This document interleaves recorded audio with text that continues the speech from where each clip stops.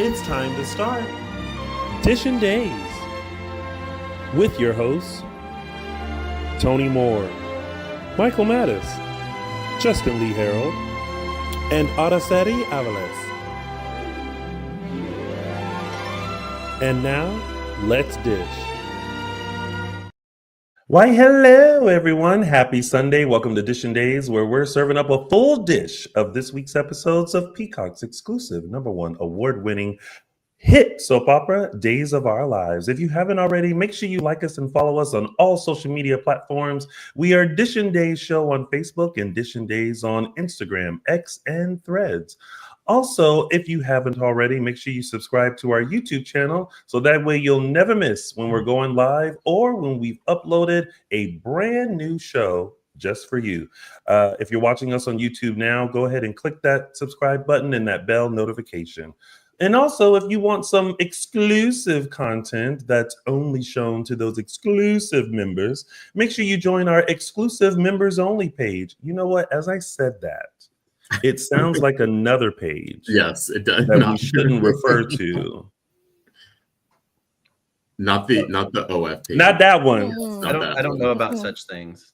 But on the YouTubes, when you sign on, and if you haven't joined us, make sure you click the join button and check out some of our lovely content featuring some of your favorites on Days of Our Lives, including Those Were the Days Extended, where you can find out the extended version of some great storylines that happened this week. Or we have our coolest Tia around, Miss Araceli, giving you Tia Says. That's right. She's giving some advice to some Salemites, and trust me, most of them need it. So make sure you click the join button today or tomorrow or this week, however you feel. And also make sure you show some love to us on our favorite podcast stations. We're on Apple Podcasts, Google Podcasts, Spotify, and iHeartRadio. So if you are stuck in traffic, or you're working out in your garden, or maybe you're pumping iron in the gym, stay up to date with all the shenanigans in Salem by listening to us on one of those podcast stations. And of course, our former co-host and my chocolate twin, Mr. James Lott Jr., is serving up a couple of dishes of his own. Check out his recaps of Young and the Restless, Bold and the Beautiful, and General Hospital, as well as some original audio dramas, because James Lott Jr. is the oldest person that I know who was around when the fork, knife, and spoon were invented. That's how old he is. Michael Mattis, is somebody in your house? Hold on, please. Oh, I'll be right back. No. That makes me nervous. Like, how do you say hold on, please? Like, did somebody just walk in? He might have gotten knocked on the door. He'll be back. No. So, just as I got done telling Justin, I was so happy that there are no leaks in my apartment while it's raining. Guess what's happening right now? No! Oh, there's a leak? So I need to go and take care of this because, yeah, it's not good. So Okay. Right. maybe I'll be back. Maybe I won't. We'll see. Well, then on that note, bye, Michael Mattis. Bye. Sorry. You gotta love live TV, right? Where we're doing this from our house, and you never know when a leak will happen in your apartment. Oh my gosh. Well, there's something always happens. There's always something new going on. There is always something Yes. new. For those who are not aware, it is raining here in SoCal, which is like, yay! It hasn't rained in I don't know how long, but also, A year. oh, Let me tell you, we'll take the rain over a fire any day. oh yes, yeah, but we it's all, but there's also the thing of like, oh no, what's leaking, what's mudsliding. Oh boy. Yeah. And of course, everyone, welcome back my mother, who has finally caught up on all episodes of Days, and she is back in the chat room. Yay. All right. Well, ladies and gentlemen, without further ado, he has graced us on Days of Our Lives, and what a whirlwind it has been. We first met up with him as a potential hookup of Leo and ended with all hell breaking loose as he is the one, the only Lady Whistleblower. And he's here to chat with us live. Ladies and gentlemen, please help me welcome to Dishin Days, the very dashing Derek Yates, everybody. Yay! Poor Derek was probably backstage like, what show did we just sign I up know. for? Because And I was like, oh no, did like someone break in or like what happened? it's like the suspense of it all. Well, Yeah. welcome, Derek. How are you? Thank you. I'm doing good. I mean, like y'all were saying, like I'm happy for the rain. Like we need it. So, unfortunately for your co-host, but yeah, I know. Well, the rain came at a bad time because his apartment started leaking. Hopefully, just leaking and not flooding, because that's a totally different disaster in itself. Fingers crossed. Right. Well, welcome. First of all, Thanks. we have enjoyed you on Days of Our Lives, especially like since the first day, like literally when Kerry was introduced and, you know, he was potentially about to have fun times with Leo and then it didn't happen. I think we were all like, well, damn, that could have been something interesting. Like, how you going to bring this man on just for a day and then let him go like that? Like, how dare they? Right. We were in the moments of what if they did hook up? What if they were Salem's new hottest couple? Like what if? But little did we know what was to come. Well, first off, we always like to find out if people have ever auditioned for Days before. So had you auditioned for Days before for any other role that you know of, or was this your first audition with them? No, it was my first one. Oh, first one. Yeah. Knocks it out of the park. First one, right? Yeah, went right in. Just went Look for at it. that. How was the audition for you? Because I mean, we've heard so many different stories about, you know, auditioning for Days. Like I said, we've had people on the show who are now like characters on the show who auditioned for Days multiple times before and went through like the chemistry tests and everything before they finally landed. Some people, you know, came on as like an under 5 and then got a phone call to like, hey, you know, we have this coming up. Would you be interested? So tell us your story, Derek, with Days and how your audition went for them. Okay. Well, mine was pretty straightforward. I feel like it was really quick. It felt like even. So I got the audition, read the sides, and I was like, oh, Days of Our Lives. Like, oh, like a recurring, like my first recurring guest star because it's 2 episodes and potentially for coming back. And I was like, ooh, so that'll be fun.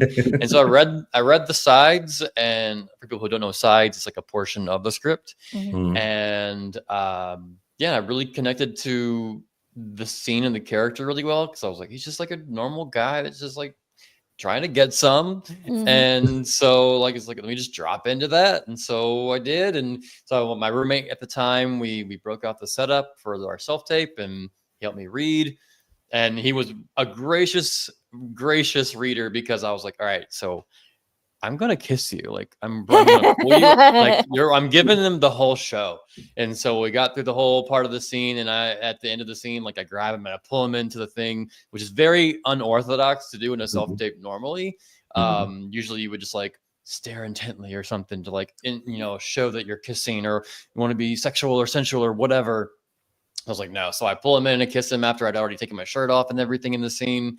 And I was like, all right, well, I did all I could do. And I sent it off. And I was like, nothing else. I felt really, really, really good about the audition. Nice. And then hear back a few days later that Marnie wants to do a little callback moment. And so I did a Zoom audition with her. And the first thing she says is like, don't change a thing. Do it exactly how you did it. Nice. Do nothing different. And so we did it. She, recorded it live with her and sent it off. And then boom, like they're like, and hey, then you got the role. I was like, wow, this is so cool. Yay! So yeah. Wait, so does that mean your roommate had to be a part of the callback too, and he had to get pulled back in for that kiss again? He was also very gracious because he like took a time out of his day to be available to do it. But then Marnie was like, no, just do it to me as if you were doing it, and you don't have to do anything else different. So that was the only difference. Was like I read with her versus my roommate, but he was available. He took time out of his day just to be there for me, just in case. So yeah, I'm very thankful. Now that's a good roommate. Yeah.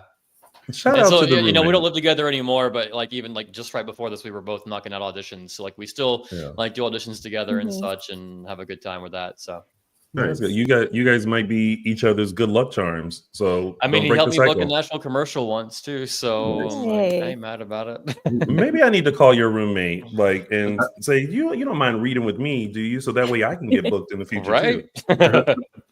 Dirk, let me Yeah, ask you, that initial stint with Greg, did you guys do some rehearsal? Because his dialogue and his pacing is so different from everyone else on set. Was there a bit of rehearsal time to like get you in the groove of things, especially with his stuff specifically, or was it just you both just kind of jumped right into it? Or did Marnie prepare you maybe?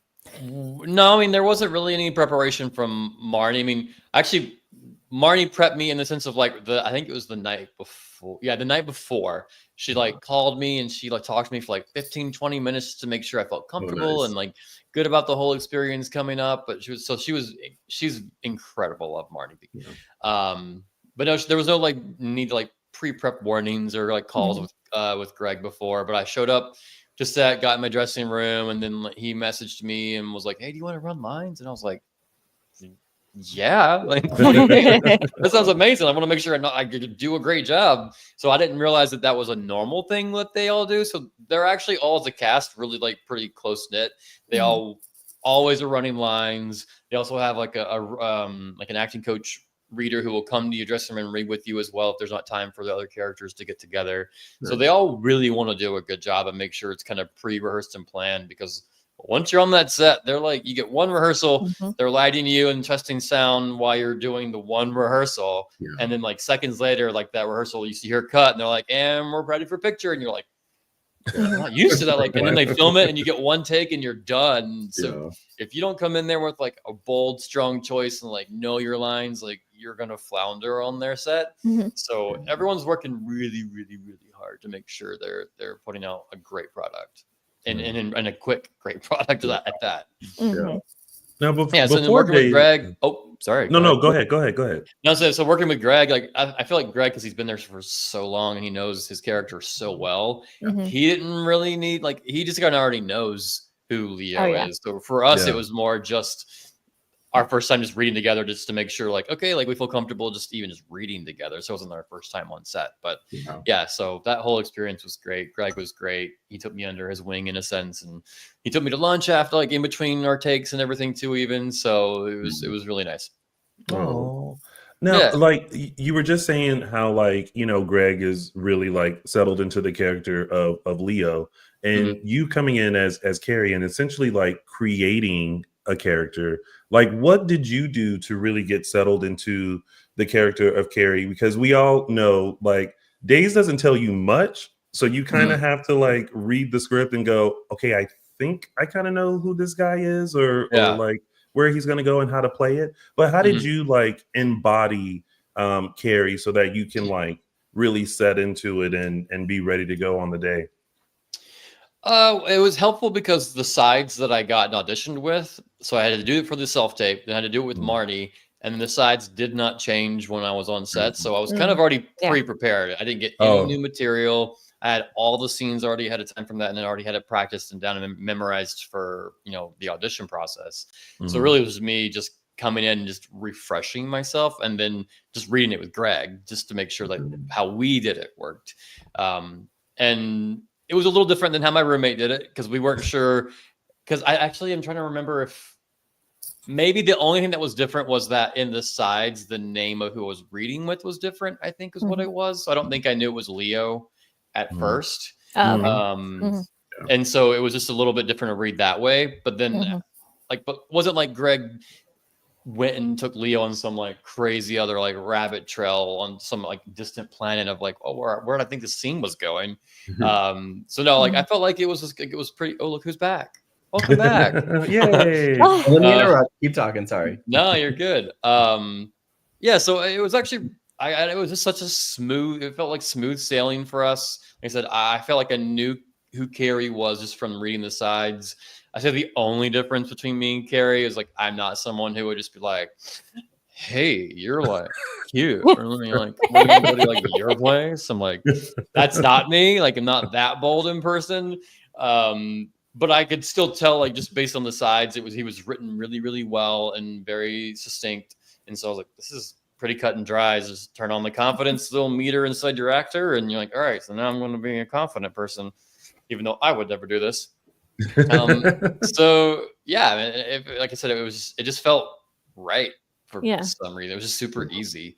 So I don't know how other people's experiences were similar or not, but I just felt like I really knew Kerry and really connected with Greg and felt comfortable on the set. Everyone was super nice. So the only thing that was bad about it was just too fast, because I was like, I want to be here more. I was like, just having so much fun. Well, luckily you were able to come back from it, and from what you said, that there was a potential for you to have more episodes based on your performance, their initial performance. So how did that process go, and how long did it take for you to get a call back to say, hey, we have an idea of what we want to do next? Yeah, so I filmed my first initial 2 episodes with Greg in December 2023. And I want to say it was like 4 or 5 months later when they said, hey, we've got something for you.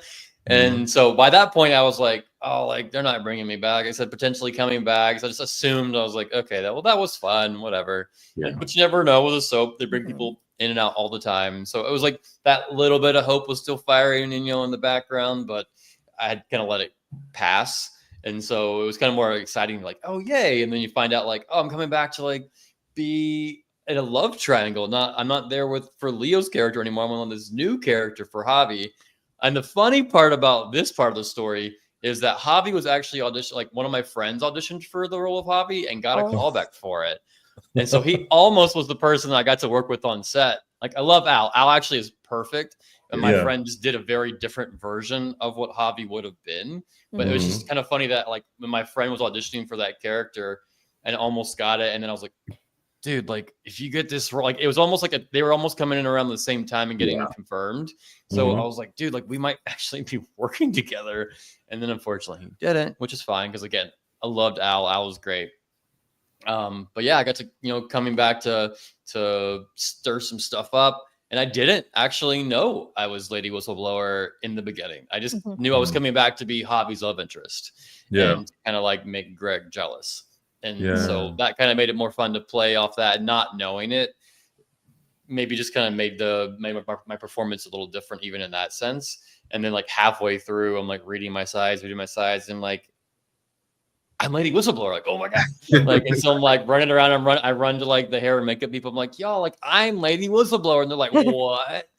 So it was fun. It was cool, and because no one else knew yet, so we were all just shocked of like, what? Would you have preferred to know, or are you glad that you didn't?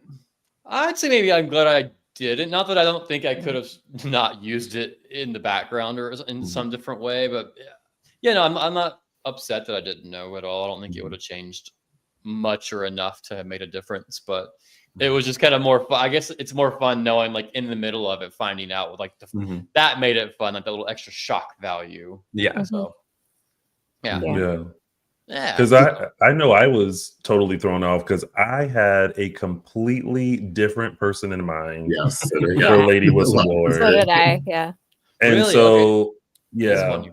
yeah. And so when it was revealed that Kerry was, I was like, at first I was like, I was taken aback because I didn't even think, like, I'm like, why would Kerry be Lady Whistleblower? Like, he doesn't have any attachment to body and soul or anything, and him and Leo only had that one thing, even though, like, they didn't hook up, womp womp, but, like, why he wouldn't be Lady Whistleblower. And then when it was revealed that you were, I was like, oh, and then it became intriguing to be like, okay, now why is he going through all this trouble and being Lady Whistleblower? We talked about it last week, and we were like, what if Kerry's one of those really, like, dedicated, slightly crazy Cuckoo for Cocoa Puffs soap fans that, like, was so upset that Body and Soul moved to Salem and all these characters were, like, changed, and he was like, you know what? I'm not gonna have this.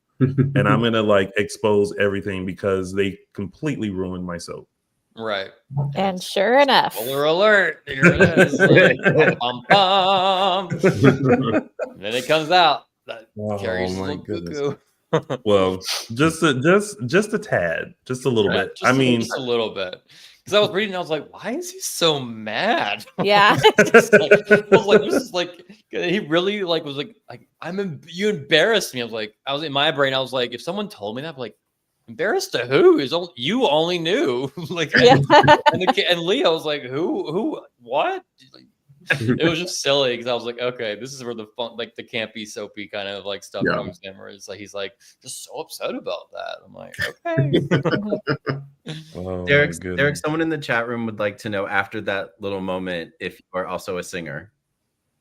If I'm a singer, yeah, I'm a baritone. You're baritone. Oh, yeah. So I'm like baritone, tenor, depending on the key and what kind of what.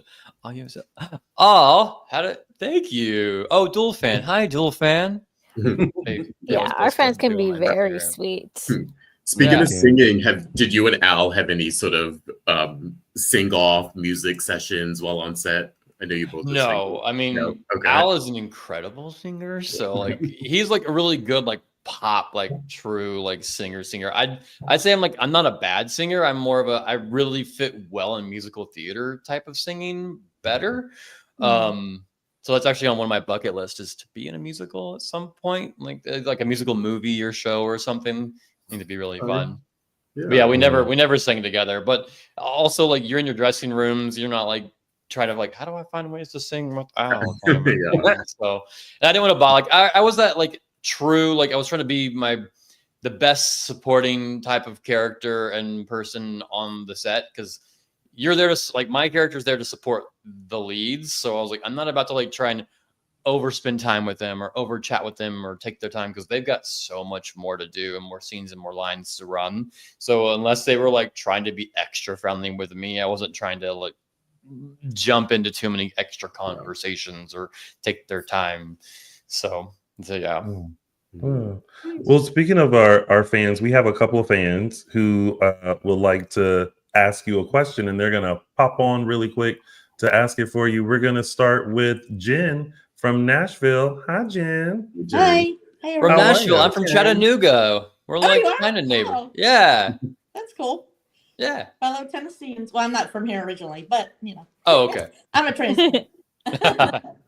Yeah, you've done really good with your scenes. It's really, really great. Thank you. But I was just wondering if you were surprised or shocked to find out that you were Lady Whistleblower and what your thoughts were when you found out. Yeah, I was definitely shocked because I don't know if you heard right before or not, but I actually came on the show not knowing. Yeah. And so I was like, oh, so just be like a fun little love triangle moment and a little love, lovey-dovey, get to be a boyfriend. And then finding out I was like the villain. And I was like, this is so fun. Because coming on to it, I was even telling my friends before when I was coming back, I was like, I really hope they make me a villain. It would be so fun to play the villain. And finding out that I got to be a sort of like, I mean, he's a villain in some sense, but not murdering anybody. But it was just fun getting to play the bad guy a little bit. Yeah. Be a little like, schemy in the background. Mm-hmm. So yeah, it was really, I was excited. It was really fun. Good. Well, thank you very much. And of course. I hope to see you again. Yeah. Thanks, Jen. Thank you, Jen. All right. And then we have another one from JD. Hey, JD. Make sure you unmute yourself. There you go. Hey. What's your question, JD? Hey, Derek. Hey, how's it going? Hey, I'm going to get to the question. So how do you prepare for shirtless scenes? Do you follow a little cutting out. I'm like, is it me? Or diet routine? JD, you cut out a little bit, but I mean, basically, I think I got the gist of the question. So he wants to know how you prepare for those shirtless scenes. Honestly, like even watching it back, I was like, wow, I was shredded, like really, really shredded. I was already like, thankfully, I was already like in a fairly like cut shredded state before, but of course I wanted to go in as much, even more so if I could be. And so I went an even stricter diet. I was really like logging everything very meticulously, missing no days at the gym. I was in the gym at least 6 days a week for sure. And like many others, this is not like a crazy secret, but there's water shedding pills that you can take. So you're limiting your water intake, and you're taking water shedding pills so that you deplete yourself, which tightens up your skin more. And so that really helps your muscularity pop more, and you look tighter. You look more, you know, your veins pop out more, which just naturally makes you look that much more muscular. So I was doing that a lot, and then I kept finding out, oh, you're shirtless again, and I'm like, what to eat? So I'm like I'm prepping my food very specifically. I'm following like a very like specific cut diet on the day of day of filming that I'm supposed to be shirtless. I'm like working out in the morning right before, and then like you're prepping your little mini like nibbles of food, of meals that you're like just barely nibbling on through, like you're sipping water barely just to get it through. And then the worst part is if you don't do the shirtless scene until like the end of the day, you're like, oh God, like just make it in the beginning of the day. Can we shoot this first, please? So then, yeah. And then it's really fun after when you're like, I get to eat. So yeah, it's a lot of work. It's a lot of work. What was your go-to like post shirtless I can finally eat meal? Oh, I love a hamburger. Not very specifically hamburger, not a cheeseburger. I actually don't like cheese. So that helps me actually in my diet in regular like life, is that I'm not a big I'm also dairy free because it doesn't sit well. But I don't even like cheese. So I don't even feel like I'm missing anything. Luckily. So yeah, hamburgers. Oh, well, thanks, JD, for your question. Thanks, we appreciate you. Yes. All right, bye, JD. Have a good one. You too. You too.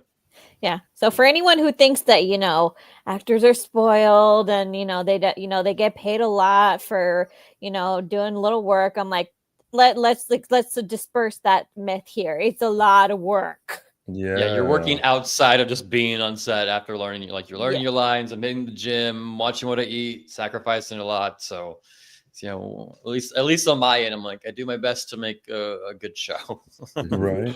But Derek, do you have to prepare like mentally when you have to be shirtless? Because like I feel like all of us are body conscious in some form or way, and like even though like you work out and everything like that, is there like a moment where you're like, okay, the shirt's about to come off, I think I'm good, ready? Because like I mean, you were shirtless on days, but you've shown more on other shows that you've been on, and I'm just like, how do you mentally prepare to like go in and just, you know, bear it?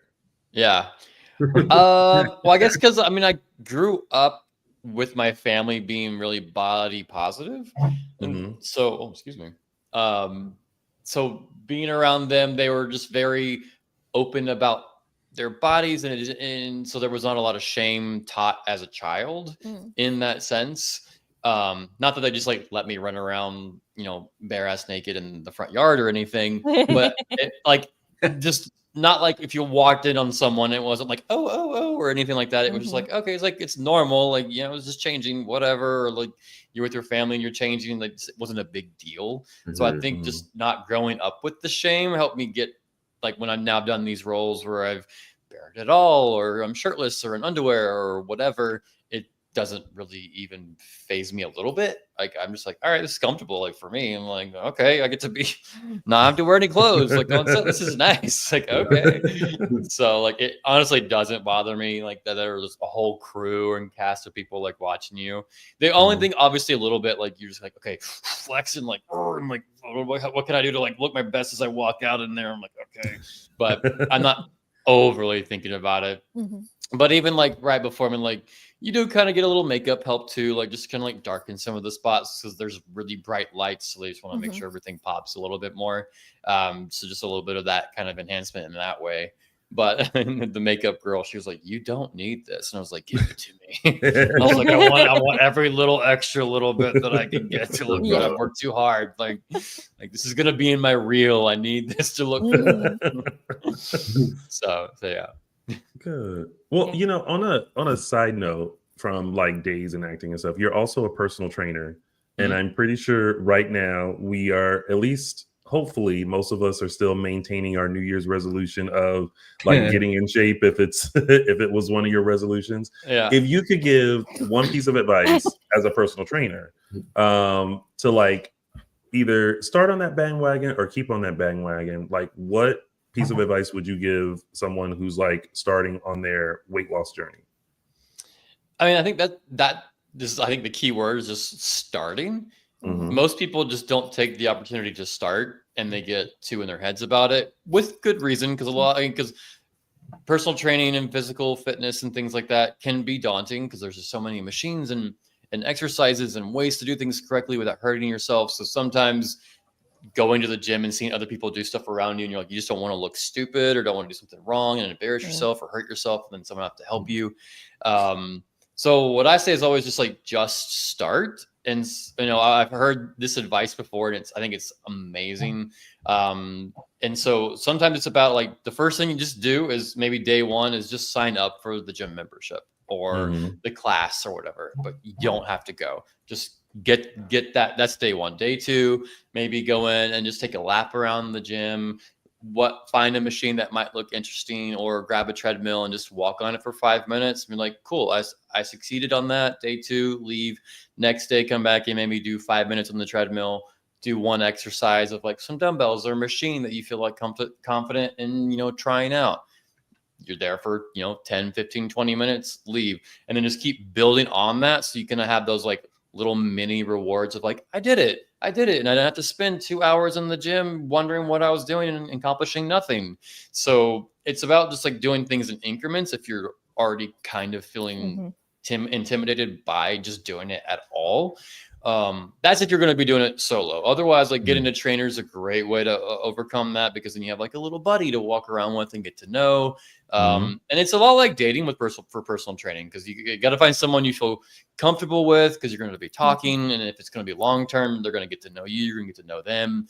So you want to be comfortable just being like generally open. It's almost like a mini therapy session a lot of times, because I've heard people's dark secret stories before, just because they just need someone to talk to, and it's a great way to like not focus on the workout and get it out while you're doing it, so you don't really have to think about the pain or being tired or whatever.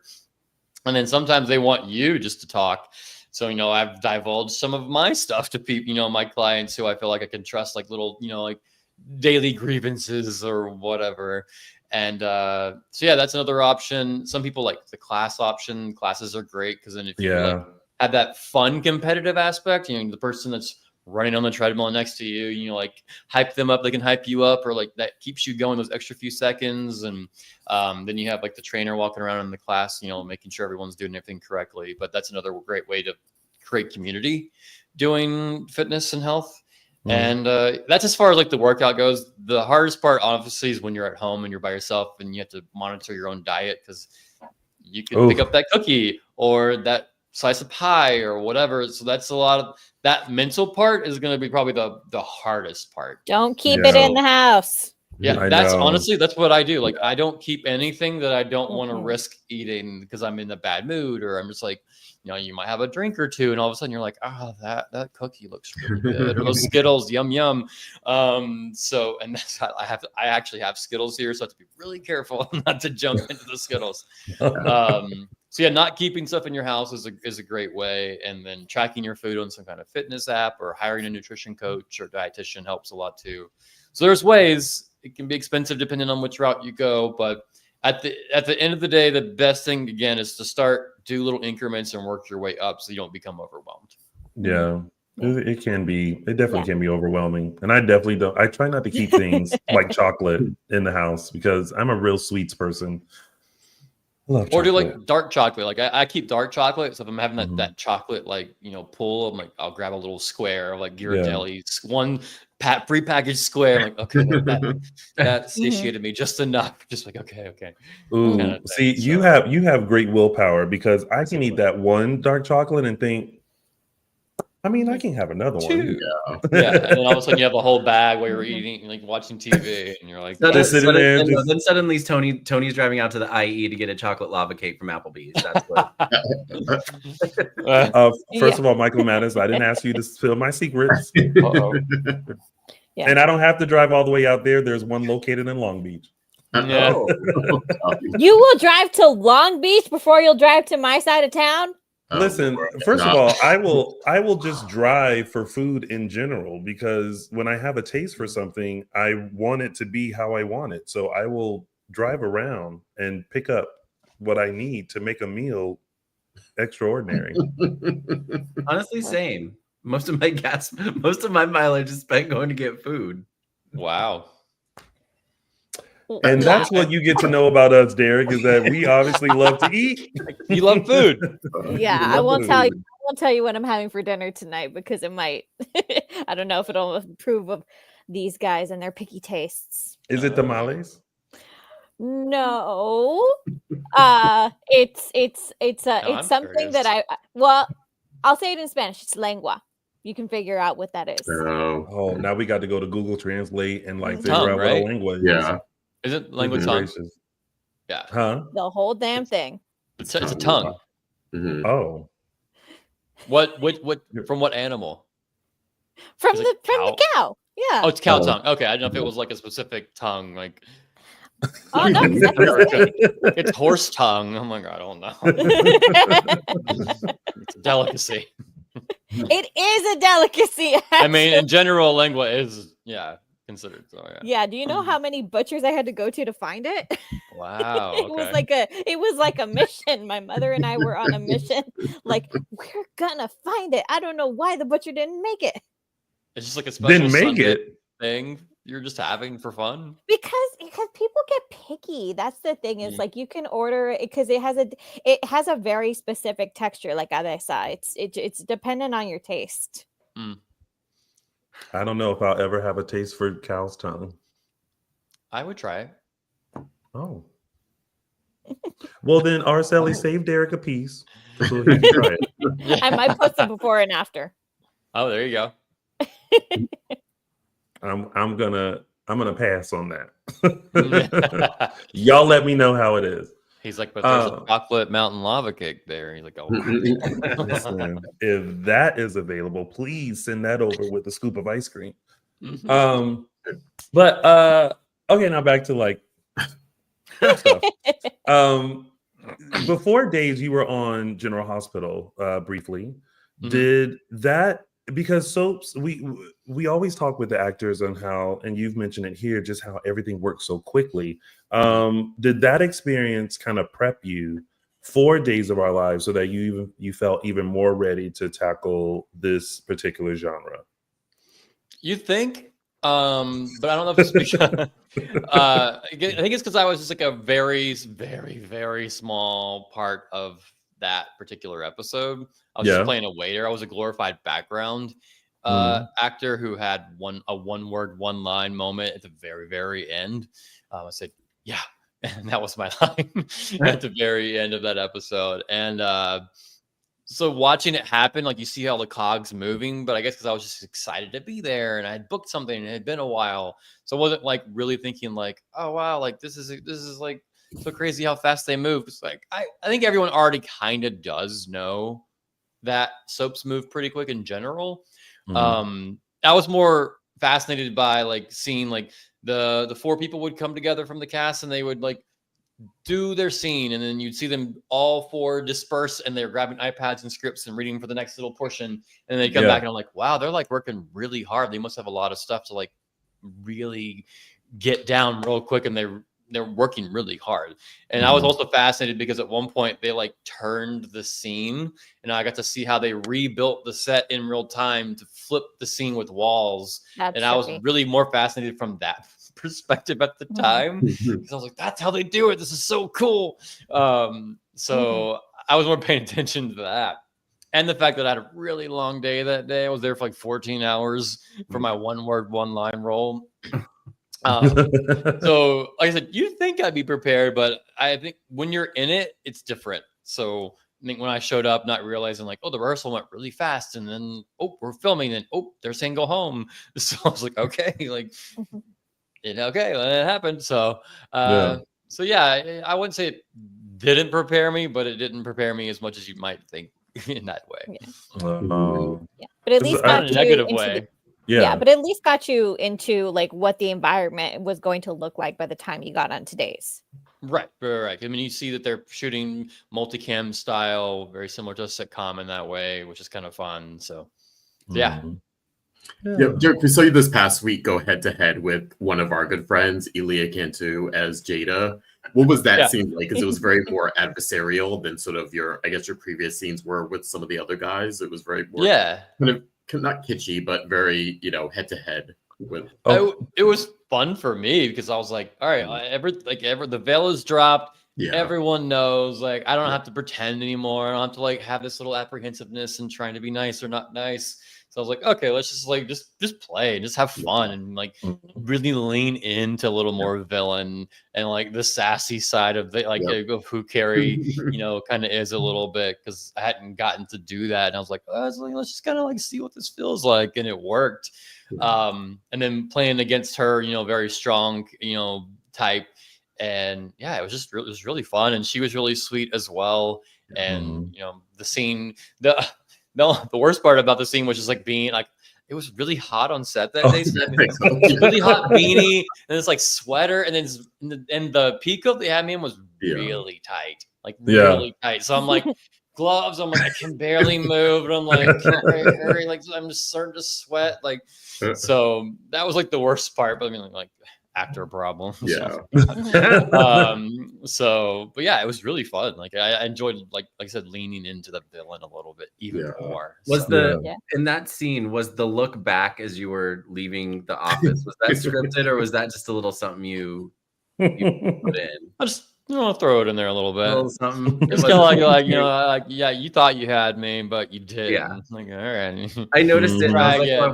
I wonder if that was scripted or if that was just a in the moment kind of thing. It worked. Like it was, your typical like look back, like, oh yeah, we're not done. Because she was like, don't leave town, we're not done. Right. Yeah. You're like, okay. Like, bring it. Derek, were there any parts on your experience on set that where you had to kind of like struggle to stay in the moment, like something just would randomly happen, like Greg would say a line or something would happen and you would have to like kind of pause so that you didn't break character? Nothing funny. That not in that sense. I think I was really dropped in enough to be, present and paying attention and not feel like I was going to break from something someone said. The only time, there was one time where I was looking at, it was in the there was a scene where me and Al were having our second date. That you actually see this date where we're at the pub or whatever, and we're like talking about like Gaga and Cher and all that. There was a point where I was just staring at him, and I was supposed to say something, and I just kind of blanked out and was like, "Oh yeah, I was supposed to like say that with you. Sorry." Just really paying attention, like your eyes, no. And then I had another moment too where I was like in a different scene with him in his kitchen, and you're just like staring, and you're like, I don't know what I'm supposed to say right now. I just don't know what I'm supposed to say. Sorry. So yeah, that was the only time that I probably got taken out, but nothing that like happened that took me out in the actual moment. Yeah.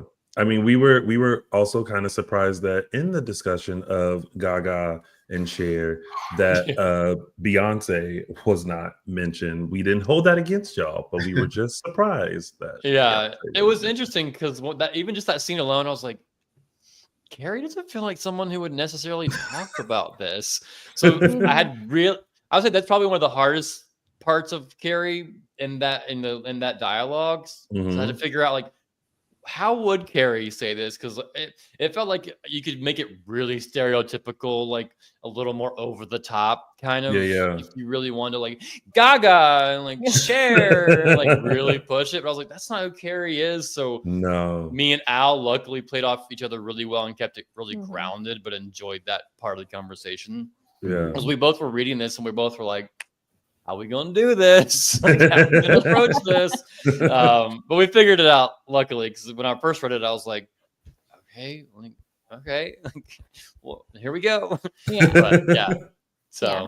I love that you were just so grounded in the character, and that you know you were just there to play, and that maybe you didn't have like forewarning of like how things were going to work on stuff, because there were just little things that I would notice that would make me chuckle, like, this is the first character in living memory that I can remember on Days that's actually dressed for winter in the Midwest. He's actually dressed for the weather. Yeah, it's funny when like, because like even there was a scene with me and Cherie's character. Why am I blanking on Cherie's character? Javi's cousin. Oh, Gabby. Yeah, where I'm like, I'm out there like cold in my little jacket, and she's like in this like very like breast heavy, like open, like little flouncy dress, this little bitty jacket. And she's like, "Are you cold?" And I'm like, "Brr." And I'm like, "Girl, aren't you cold? Like, I'm supposed to be cold. Why aren't you cold?" So it's funny when they have to like think about those things, and like the girl in the background, like, "You're a waiter," and like this old thin shirt, like, why isn't she in a jacket? Like, right. You know, yeah, it's funny when you catch little things like that. I was like, all right, well, you just buy into it. Like, okay, maybe Kerry's just really cold. How was it filming the scene with Deidre Hall and Al and Greg, that infamous lunch that happened in Horton Town Square? How was that? Because number one, it was like there was a lot going on, and we like really enjoyed it, and we especially enjoyed just like how Marlena was just kind of pushed into this lunch, and like, and all of that was like happening. But how was it just like just being in the scene and being able to kind of have all these people to like play off of? Yeah, that was the first time that I had more than just Javi and Leo, or Javi and Gabby together. So like a little foursome moment for some with that many people. And so it's a little different just because you have to really, really then pay attention of like who's talking, and like making sure you're like ready for your cue, and like listening for the right moments to speak. And also thinking like Deidre's like iconic, so you don't want to mess up the scene and like upset her if that happens. Like, I don't want to even pretend like she might get upset at me because so she's like just been around for so long and doing it. So I was like really focused and like, I'm gonna be do such a good job and be so professional and just like impress her. And so it was fun. Like, and it was a really like easy scene. Like, we knocked everything out pretty well, and she was great to work with. And just watching how she made other people feel on set, like all the crew and cast. Like, I mean, obviously she's been there forever, and most of the crew have been there forever. So just how she spoke with them, which felt like very family-like, and everyone knew, like, she knew everything about them. It felt like, that sort of thing. So I was like, this is cool. Like, she doesn't just like go to her dressing room and doesn't know anyone's names or about them. Like, she's taken the time to get to know them and really like make this like really like tight unit. So I was impressed by that a lot. Yeah. Well, what a fun scene that was, especially when they started talking about the devil possession. And we were all like, this sounds all too familiar. Familiar. Sounds very familiar. Now, okay, Derek, if you were giving Kerry advice, right? We're going to take out the fact that you're Lady Whistleblower. We're going to take out, all the things. And if Kerry was trying to decide between Leo and Javi, who would Derek suggest Kerry be with? I mean, I guess I feel like the answer is kind of clear just based on what I know about the characters. I would say Javi, just because Javi does feel like he's very genuine and actually wants to have a really good relationship, and like he was even wanted to take it slow with Kerry, and just to make sure his heart was protected, so you could just kind of tell he was very sensitive and didn't want to get hurt. And I feel like that's a good indication that he's not just like just out for the, getting some. And then if it doesn't work out, oh, well, like he really wanted to make a genuine connection. Yeah. And so I'd probably say Javi, if, Kerry ever came back and had to choose between the two situations. So, and plus now there's so much beef with Leo. Oh. It'd be interesting to see if they ever could even make a relationship work. I mean, listen, the relationships in Salem have overcome a lot worse than Lady. I mean, they've survived fake deaths and kidnappings and all kinds of stuff. So serial killings. Yeah. So I think Kerry will still be fine. Right. For sure. He'll come on and date someone else on the show. The world is his oyster. This is that or Salem is at least. Salem is always we can have more gays in Salem. Yeah. Right. Maybe he could be bisexual for all we know and date one of the girl characters. Or you never know. Really just change it up, throw a little wrench in there for everyone. Be like, whoa. We do love all of that. What was that? I just keep thinking about the day that everything was exposed. Like that was quite the day. Like Javi and Kerry's relationship started off slow, but ended up in bed, and then ended up being very what a day. Yeah. Yeah, that was a fun one to film for sure, and just finally getting to let loose a little bit with Leo and trying to still convince Kerry Javi somehow to be like, there's a reason I did it. Like, you still be with me. What do you mean? Were you disappointed that Kerry let himself slip so easily? Like honestly, a little bit. Because I was like, he doesn't feel like someone who would he's done all this work to keep himself disguised. And that was my issue. That was my issue. So easily on one little thing. I mean, my rationale, obviously, because as the actor, you have to have a reason why you did it. So I was like, well, maybe he was just so in the moment and so upset, and he just was talking, and then just okay, well, I can't take that one back now. So that's kind of how I rationale it was just that he was just in the moment and just kind of a little extra heated, and the guard was down, so he just word vomited, for the lack of a better term. And it just kind of came out, and you're like, I can't bring him back. So yeah.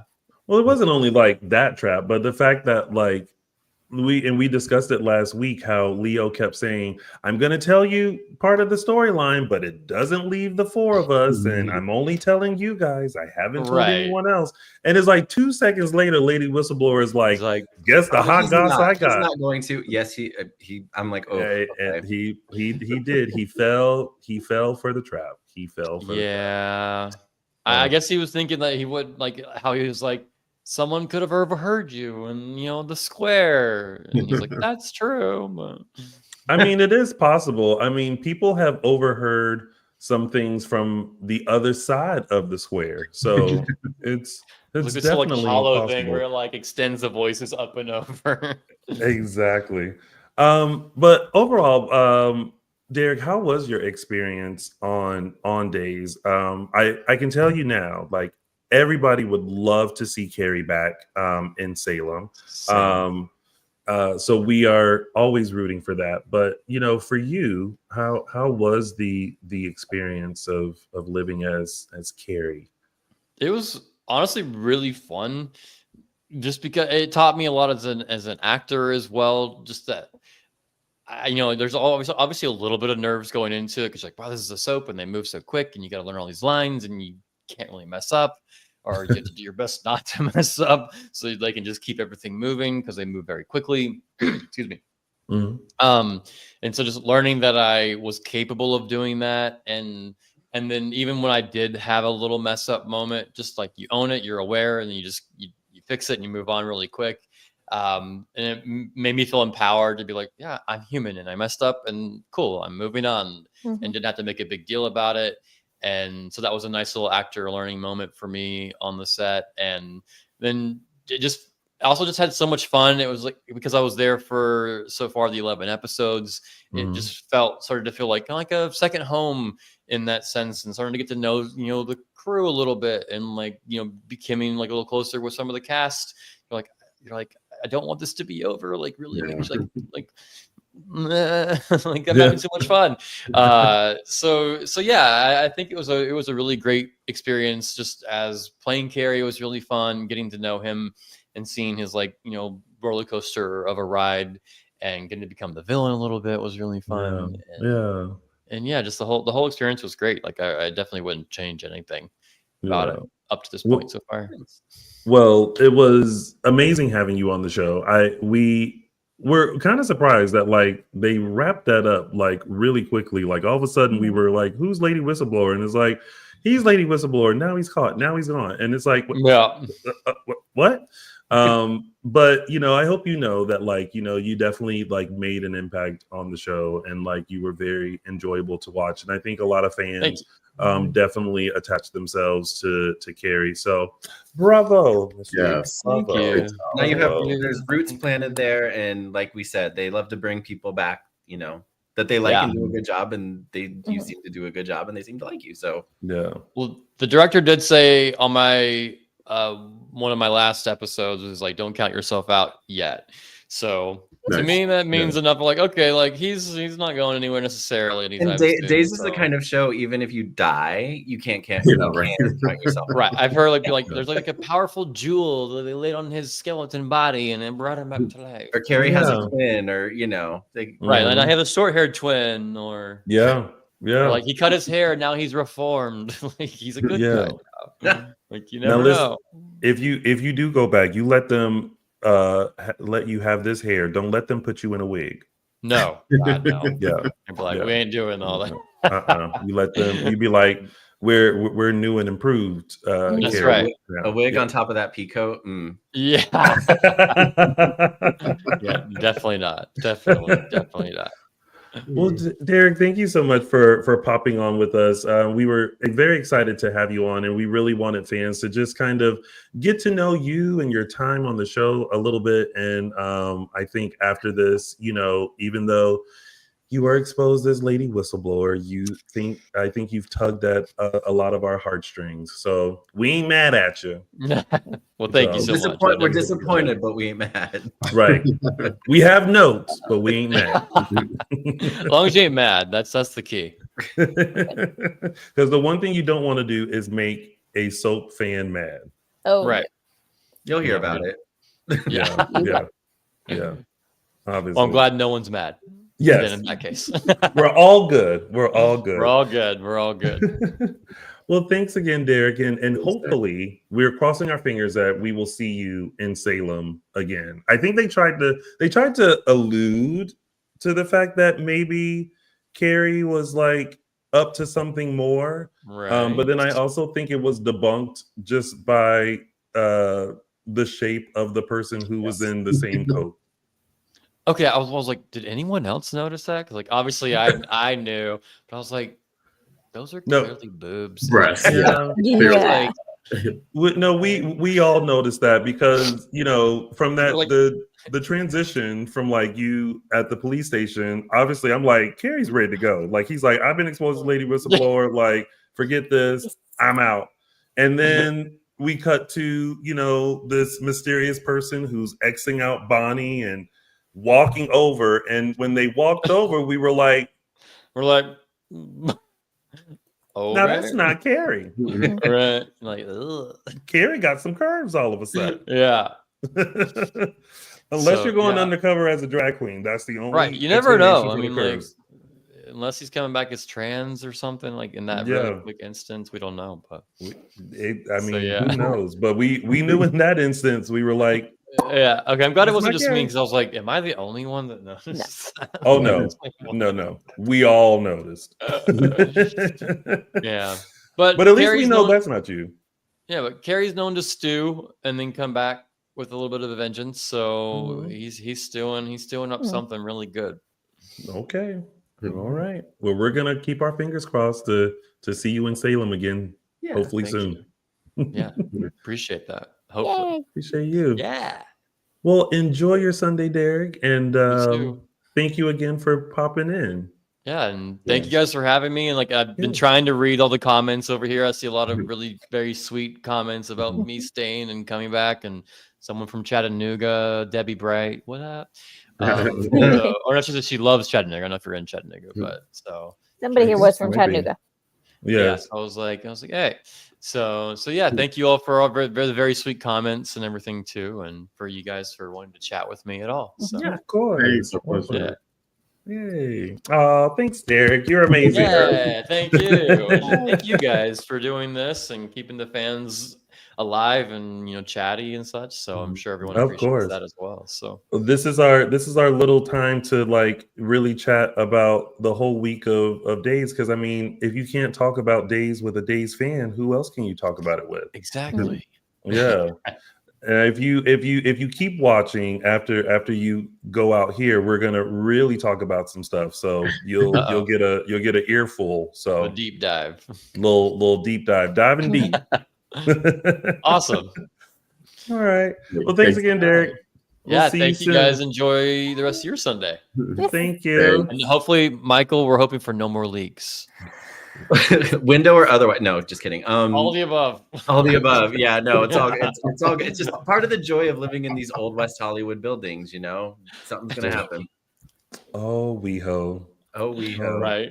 Yeah. The rent control's great. The leaky windows, not so much. Not so much. So it's all good though. All right. It's all good. Yeah. Okay, Oh gosh.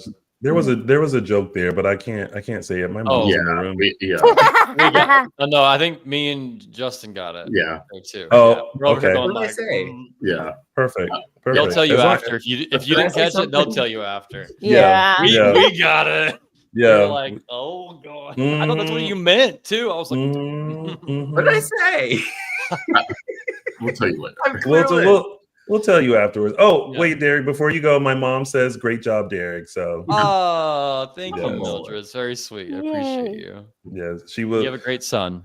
Oh, she'll be happy to hear that, because she probably would have texted me and said, why didn't you tell him that I thought he did a great job? So I always try to make sure.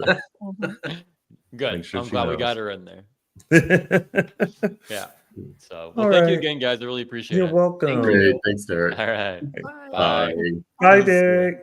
Bye. That was so fun. I love having him on. I really wish that he was in Salem longer. I wish they didn't Yeah. Like. I feel like he's someone. They'll bring him back. Yeah. We have some new folks coming in and writing some stuff. So. Yeah. All right. Well, we still have more days to talk about. Yeah. So, speaking of body and soul, getting into our top storylines, throw the whole body and soul away. Throw it out, as Michael Mattis would say. Throw it out. Throw it out the window and light a match. It's like, if this were a real show, there's no way. Absolutely no. Not. Too much has gone down. Like, it would, the network would be like, or where, and I can't remember now where they're even there. It's on a streamer, right? Yeah. Even the streamer would be like, nope, too much trouble. Just get rid of it.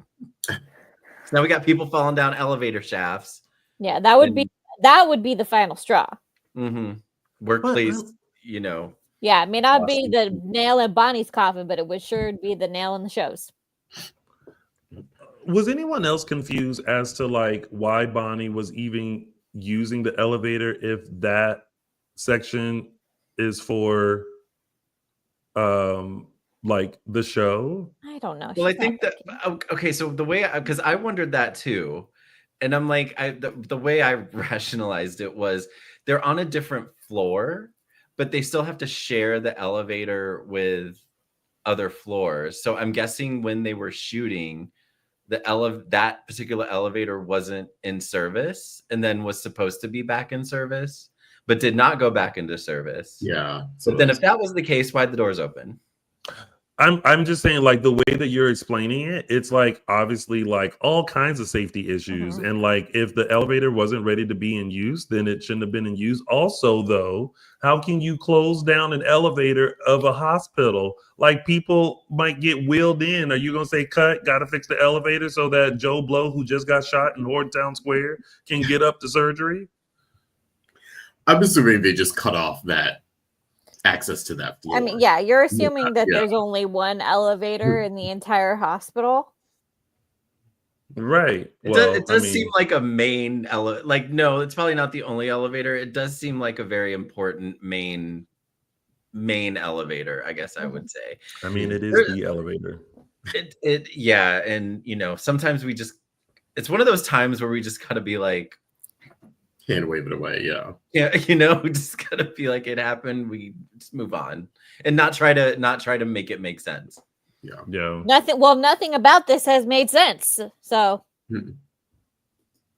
I think I almost kind of feel like, I don't know if you guys feel like this, almost like they're trying to slowly push Body and Soul out. Yeah. Because now you have Chanel, who quit because of the whole issue with Johnny. You have Bonnie, who's now out of commission because she fell down an elevator shaft. You also have someone who's causing this because there's this whole like Xing someone out, and apparently Alex is next. So it's like, and then there's still the case of the cupcakes because Kerry didn't do the cupcakes, someone else did. Yeah. So it's almost like they're trying to figure out a way to kind of slide Body and Soul out, which I still go back to two things. One, I feel like Body and Soul would have been a lovely chapter 3 for Beyond Salem. And I also think that much like how we rarely see people at their jobs, they could have done this with Body and Soul. And I think Body and Soul could have still been around and still been like the thing that it exists, but is not at the forefront like it has been. Yep. Yeah. It seems like it's headed that way. I mean, you have a lawsuit that Justin is fired up to rightfully file. Your stars are quitting. Your PR lady is quitting so she can go ride one of your stars instead of do her, because she's tired of it. It's at the point where you want to look at Abe and Kate and be like, good try, but we need to move on. It's like, keep them as partners and have them go do something else. Yeah. I do like the dynamic of Kate and Abe working together. Yeah. And the fact that we've gotten Kate more Kate-like than we have, when she was doing whatever the hell she was doing at the pub, being just Mrs. Brady. So those are like the lights for me for the Body and Soul story. I mean, we know it's going away eventually because of what Deidre said at Day of Days, but now we're just seeing how it just kind of fizzles out. Yeah. At least Hattie got her job back. Yes. Yeah. Good for her. Bless her. But also Hattie was still like, wait, this doesn't make sense. Kate was like, listen here, ho. What you gonna do is lay in that bed and do this script word for word, sentence by sentence, line by line, and we don't want to hear nothing or you go. I love when Kate kind of put her in her place like that. Like, and then they're like, okay, they're roping another non-actor in to, let's bring Kayla Johnson in. And I'm just like, oh God. The good thing when Body and Soul eventually is, you hear about Body and Soul, eventually when that happens, all of these non-actors have jobs to go back to. Except Joy. I think Joy's the only one. Joy and Alex. Joy and Alex. Oh, Johnny too. No, Johnny too. Oh, Johnny. All these people are unemployed. Or actually, now that I'm thinking about it, it's really only Chanel's fine. She's got the bakery. Yeah. And Seth Burns. Oh my God, Seth Burns. That queen. He went that way. Everyone else is unemployed. Yeah. Well, wait. Alex is unemployed? Alex doesn't have a job. He'll go back to Titan. He'll be fine. I mean, he could find a job, but he doesn't have one. I think they would bring him back to Titan. All these people will be fine. And that's the thing is with the exception of Joy, every one of these people who are currently working on the show is going to be fine. You need to let it die now. Yeah. I mean, look at Chanel. Chanel went back to Sweet Bits. She was like, I'm good. Go back to my first love. She's fine. The bakery. But listen,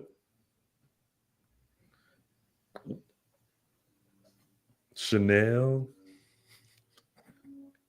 those lines touched a little too close to home. And Chanel said, "Baby, listen, I don't know who I am right now, if I'm Chanel or if I'm Faith. But either way, I have one question for Joy. What did 5 fingers say to the face?" Slap. I knew and that was a hard one too. She is gonna haul off and slap that girl for real, and she did, and it was loud. I love how she played it off too. She was just like, "Oh, I'm sorry, I was just in character." And then the other funny react, like that whole moment was just funny because like Joy was in it. She was like, "Your man wanted me," and da-da-da-da. And I'm like, "Yes, girl, work." But you can see Chanel looking at her like, which man we talking about? Because right now, I'm in betweenst. I don't know if you talking about Arrow or if you talking about Johnny, but either way. And then Johnny was like, "Oh, well, okay." It's like all kinds of problems on that set. Yeah, Joy took it like a champ, though. See, all this never would have happened, and Body Soul would have been successful had the Blue Bunny effect not happened. Seth Burns, man, just ruins everything. And we gossip queen. What did Leo call him, a gossip queen or something this week? He called him something, and I giggled. So. Oh yeah, he did. I think And we haven't seen him since. I know. Blake Lamore. Let it die. Let it die. Ugh. Now I'm just getting mad all over again. I'm getting mad about the whole situation over again. Oh god. Okay, let's look for some joy. Is there anything about this story that we found joy in this week? Literal joy, the character. I like her. She kind of fits in with everybody. She has, a good rapport with everybody, and I hope that they have material for that character post Body and Soul. Yeah. Yeah. I love the combo with Kate. I like this version of Kate too, being like the older woman who's sort of giving advice to the young ones. She's done it with Jada. She did it with someone else recently too, and now she's doing it with Joy. I like that part of Kate settling in, of like kind of the motherly figure that is also like giving actually really good advice, I think, and being partial. Oh, it was Chanel. That's who she gave. It was Jada, then Chanel, and now Joy. Yeah, I'm liking this version of Kate. That aspect of it too. Don't know what that means. Yeah, this show is just, this show as in Body and Soul, it's just, you're just watching a train wreck happen. It's just one thing after another, one scandal after another. There's a lot happening. Yeah. And, as we already talked to Derek Yates, who played Lady Whistleblower, and kind of went over that aspect of it. I mean, but I will say, Javi had a great day.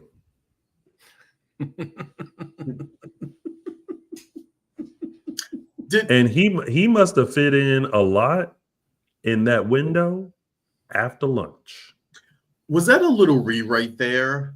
Because I feel like they made it seem like him and Kerry slept together. I thought there was dialogue, and then when they came back and he said, "Oh no, we didn't sleep together," I was like, I thought they said something, but I didn't go back and look, so I thought maybe they kind of, a little bit. They made it seem like they just finished, like completed a transaction. Yeah, exactly. Yeah, but not a transaction. Then when they got out of bed, they were both in there. Or wait, did we see them get out of bed in their underwear, or did it cut back? Well, even when they sleep together, they still get out of the bed with their underwear on. So, well, I think Javi got out of bed in sweatpants, and then Kerry got out of bed with undies on.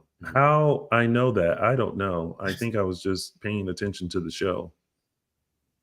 Yeah, I just feel like that initial scene with them made it seem like they just finished having sex. And then once Leo interrupted them, Javi was like, "Oh no, we didn't do anything." And I was like, "Really? Oh, I thought you just finished." But I don't know. Maybe they technically did it, but I mean, we just went through two people talking about how they hooked up, and I know that's what I immediately thought of. I was like, not again, please. Yeah, exactly. Not again. Please just let it happen. Like, and they're still running with that joke this week. Okay, that really annoyed me. I was like, come on, we're still doing this fake out. It was it was with Johnny and Bonnie, right? Yeah. Yeah. Oh yeah. She thought, and then he's like, "Oh no, we didn't sleep together." And she's like, "What?" Like, yeah, I Bonnie. think older folks are like, "Come on now." Shut up, Dylan. Bonnie was literally how we were looking when we found out what the definition of hookup was, because she was like, "Wait, what? Y'all didn't? So then, what'd you do?" What'd you do? Yeah, exactly. she was just confused. What you did? She was confused because she was like, "So why is Chanel so mad?" Like she was like us. She was like, she literally didn't get it. Like, what is the problem? Why is there so much melee? And he's like, because I broke her trust. And I'm like, okay, okay, girl. Yeah, if you say so. I got a wardrobe meeting. Excuse me. Right. Oh, sorry. I'm heading down the elevator, actually.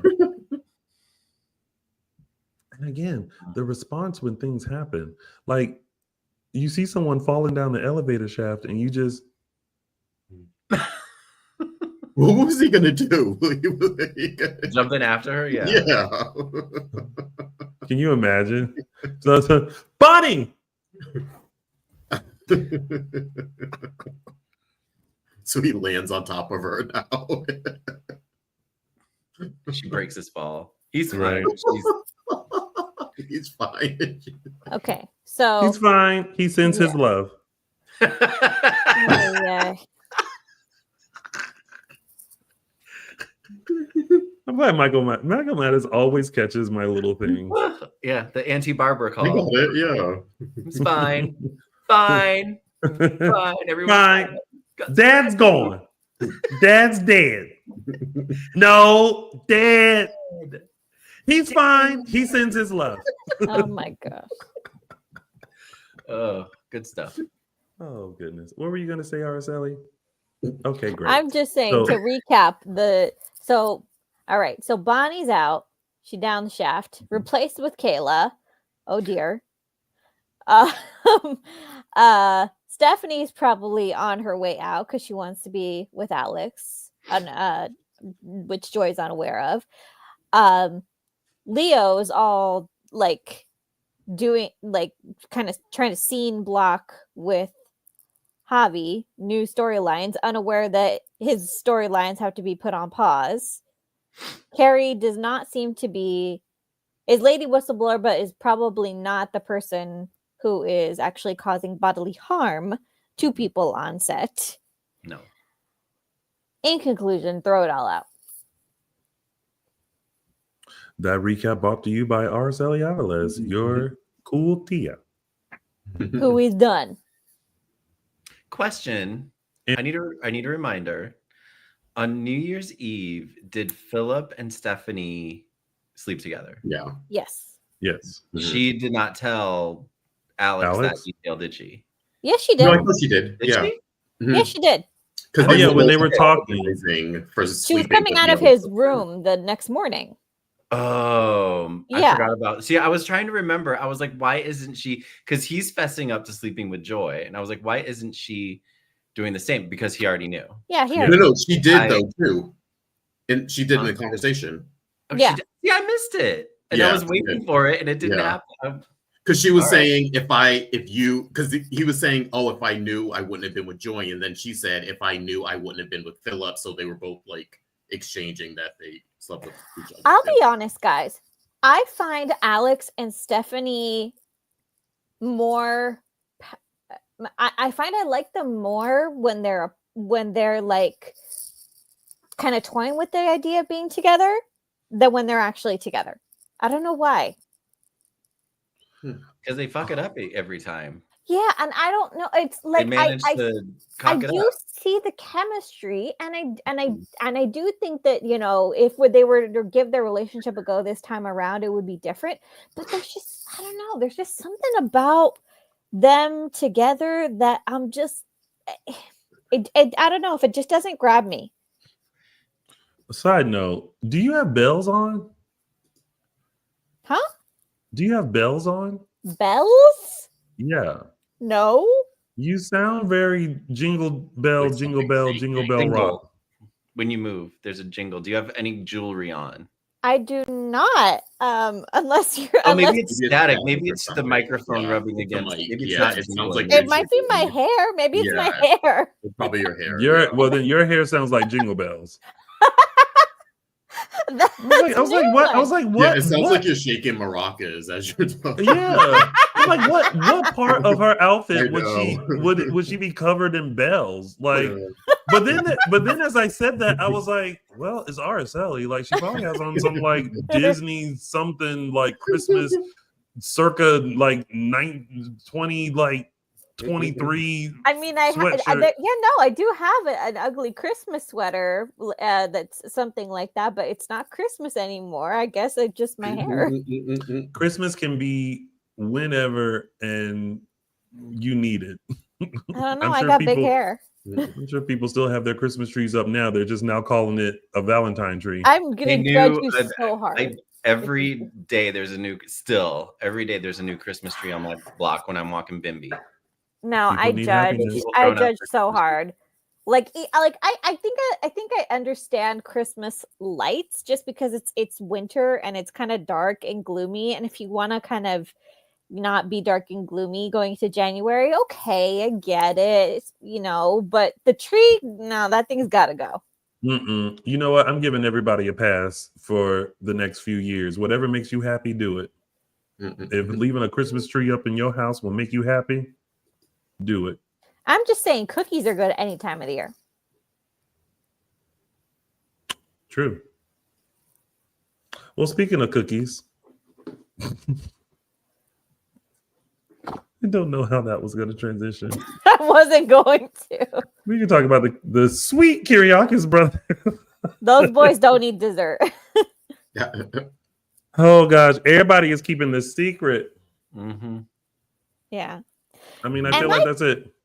But am I crazy to think that? Yes.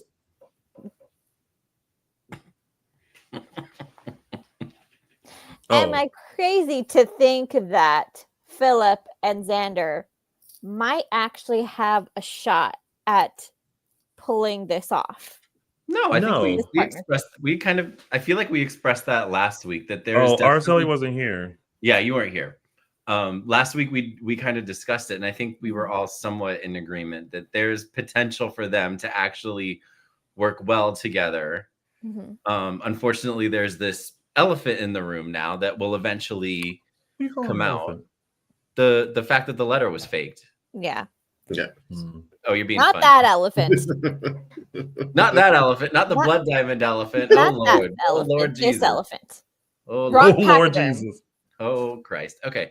No, but yes, to answer your question, Araceli, yes. I think there's potential for them to work together. I think there's potential to work well together. Well, I was kind of saying before we watched the episodes this week and Philip started to come around to the Demira takeover. I did feel like in order for them to get to that place of working together, there needed to be a threat to Titan where they need to have a common enemy, which now this week, Philip came around to Xander's idea of a hostile takeover, and now they kind of established that the Demiras are the common enemy, if you will.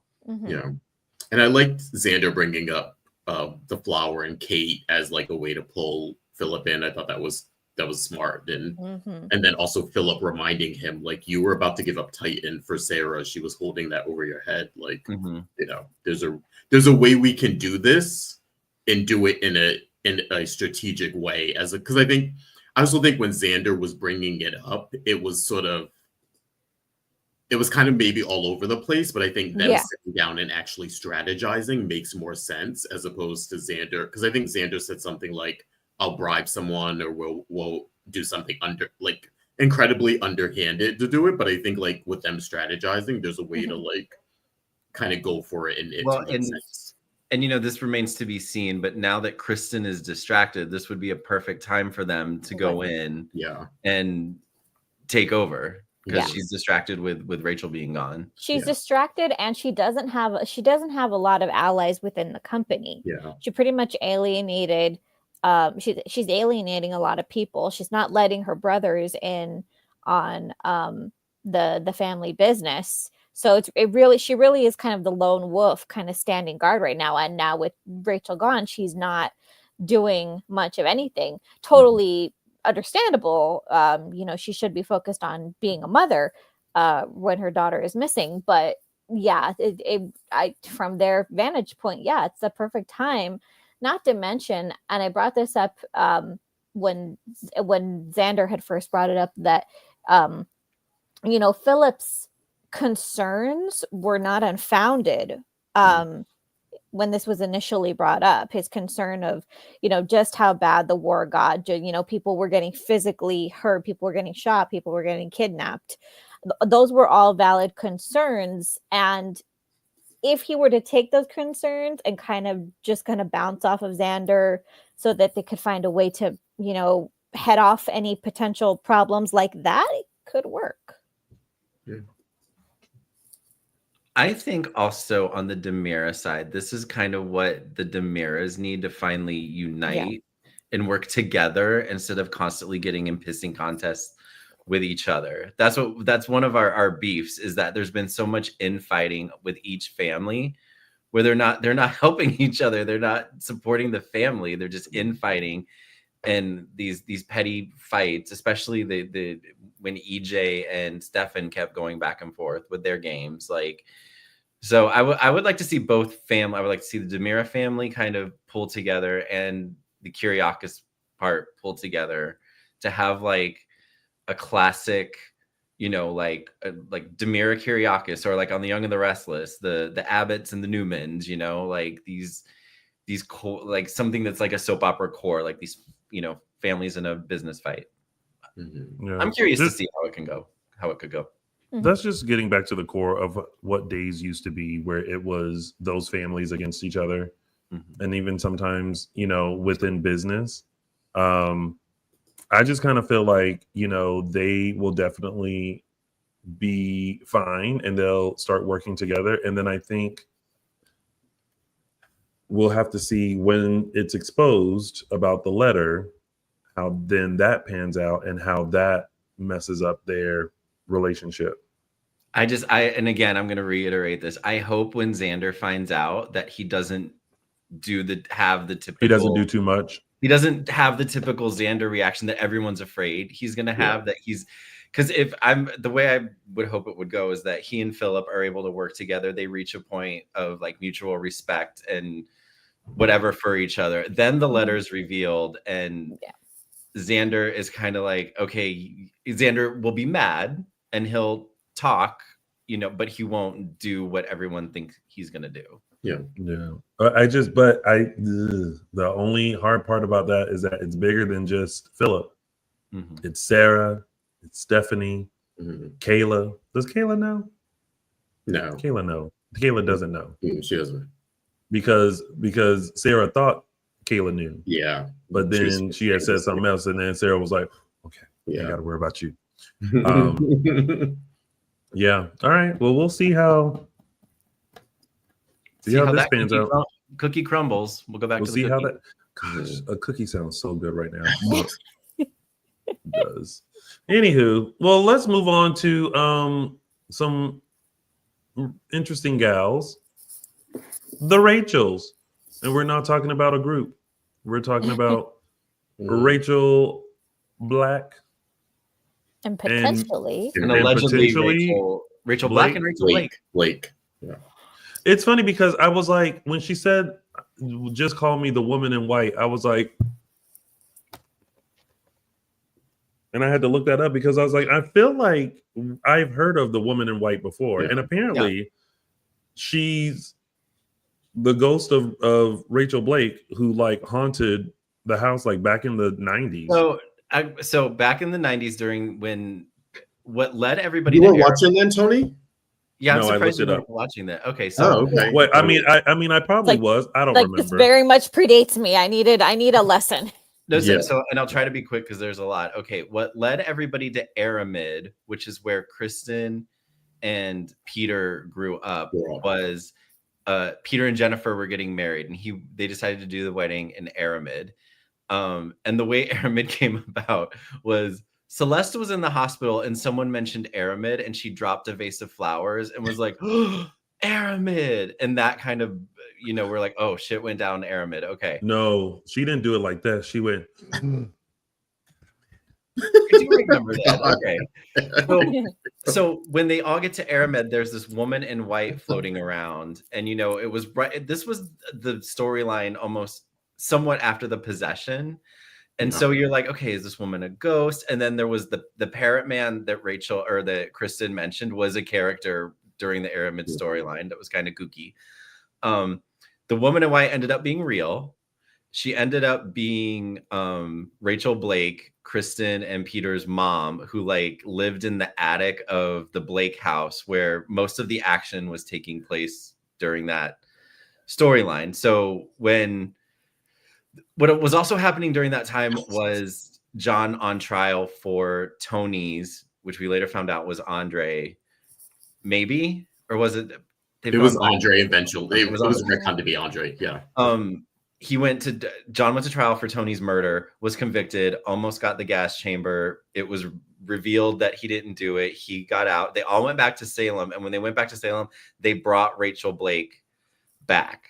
And Rachel Blake was one of the few people that knew that Kristen had turned Demira, because she witnessed the picture smashing when Kristen. There was a scene where they really showed Kristen going crazy, the flip, the crazy switch was flipped, and she smashed a photo of John and Marlena, and then they showed that Rachel saw the whole thing, but then she kept quiet because Kristen was her daughter, and then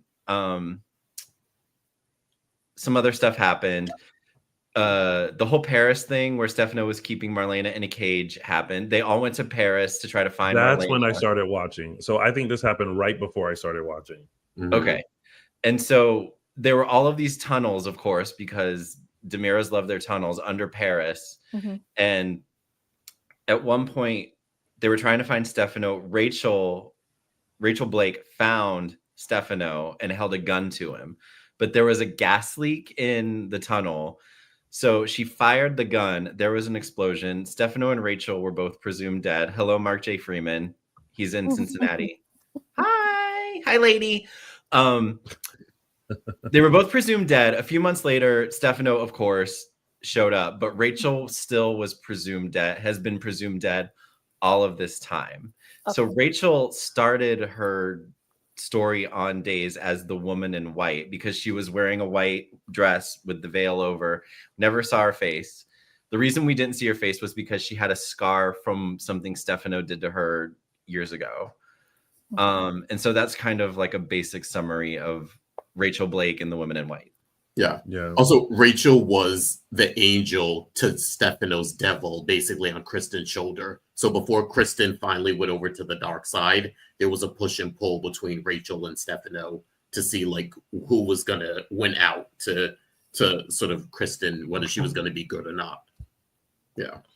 Well, in case you guys didn't know, Me World made his confession that Ava got kidnapped by Rachel and he's the accomplice, in case no one knew about that. Yeah.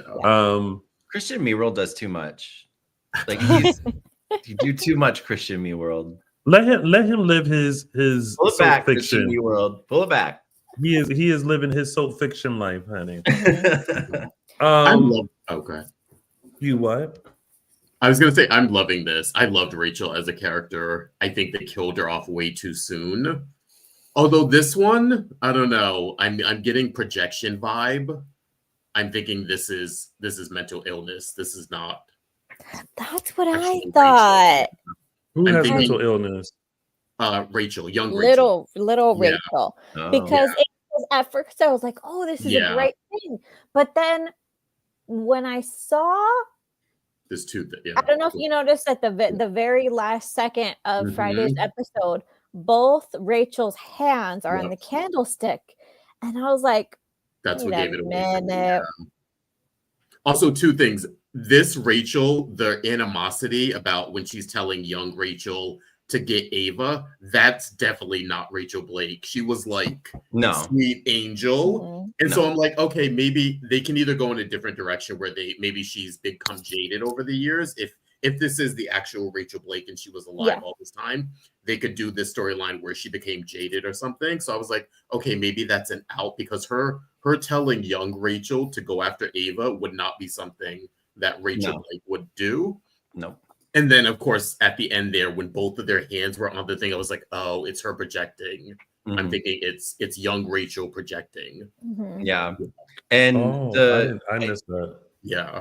I think that book that she has of Kristen's, it was in the same drawer where she was keeping the phone. So that's where she got it from. Yeah. So yeah, this is probably all in little Rachel's head that she got ideas that she got from the book about who her grandmother would be. And I mean, I think either storyline works, because I didn't see a woman in white return on my 2025 bingo card.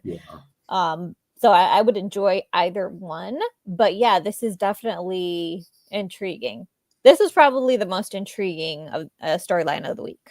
Well, y'all made it sound intriguing, but like when I was first watching it, I was like, what are we doing? Oh, that's right. You didn't know who she was.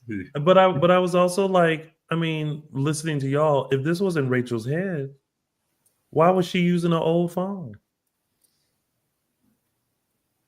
Which is why I was like, I'm not sure. Real. It's the woman who isn't real.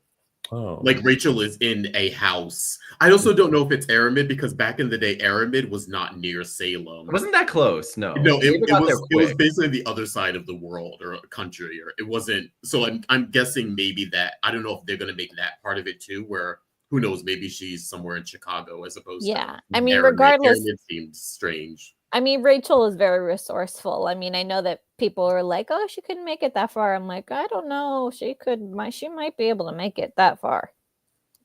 I mean, this is the same girl who hopped in an Uber. Yeah. And went, it's a little different than going across the world, but yeah. I spelled apparently wrong. And also, it'd be nice, because I did like the scene, and of course we know it wasn't Stacey back then, of course, but I like the scene of Kristen reminiscing. And for a lot of people that don't know, Kristen was a goody two shoes back in the day. She was like a protege of Alice Horton's. Like she actually had a real mental breakdown, and it was a really compelling story. Rachel was part of it. Lexi, like everyone was a part of how, and honestly, she kind of got screwed by John and Marlena, actually. Oh, for sure. Yes. They totally fucked her over, basically. And that's how she went insane, had a mental breakdown. And that's how she crossed over into this new Kristen. But I like the idea of her reminiscing about her family life, because that was a big part of a lot of storyline in the 90s. And see, one of the scene where she was reminiscing with EJ, I actually liked that they were... Again, I like when the families get along for a change. Like, obviously, there needs to be animosity within the family sometimes. That's realistic. That's part of soaps. But, like, it's been so long since they've all been at odds with each other. It was just nice to have, like, this, and he confirmed that, like, oh, she may not be blood, but, father always thought of you as family, and, kind of reassuring her that she was, whether blood or no, she's a Demera. Yeah. I was like, I like this. No, the first thing EJ did when he heard Rachel was missing was go check those tunnels. That's the first thing he did. Yeah. I mean, I always say when somebody goes missing, you got to start in the tunnels. But EJ stopped that. EJ said, where are you going? I'll do it. I was like, I've already searched every inch of that place. Ain't nobody down there. Rafe down there. Right. Yeah. I just wish we had more of the older cast around for this storyline. Like, I mean, we still have Kristen. I wish we had John, because another thing, John John and Rachel were friends when they were younger. That's another parallel too. When he was a priest, he was Rachel's priest, and that's how it connected him back to Kristen and Peter when they were younger. So, and it involved Lexi was born in Aramid, like Celeste was there hiding out. Like it was a whole thing that involved a lot of people. So I'm hiding in Aramid, my darling. I'm a little remiss that a lot of those actors, unfortunately, aren't around to enjoy. But I think it's an interesting storyline from back then. Yeah, we could bring Celeste back. I mean, they could. Yeah. There's no reason not to bring Celeste back. Yeah. Soap gods. I was wondering who you were yelling at because I'm like, who's supposed to pay attention to this message? I don't know. To anybody who has the power to listen and make it happen, we would like Celeste back.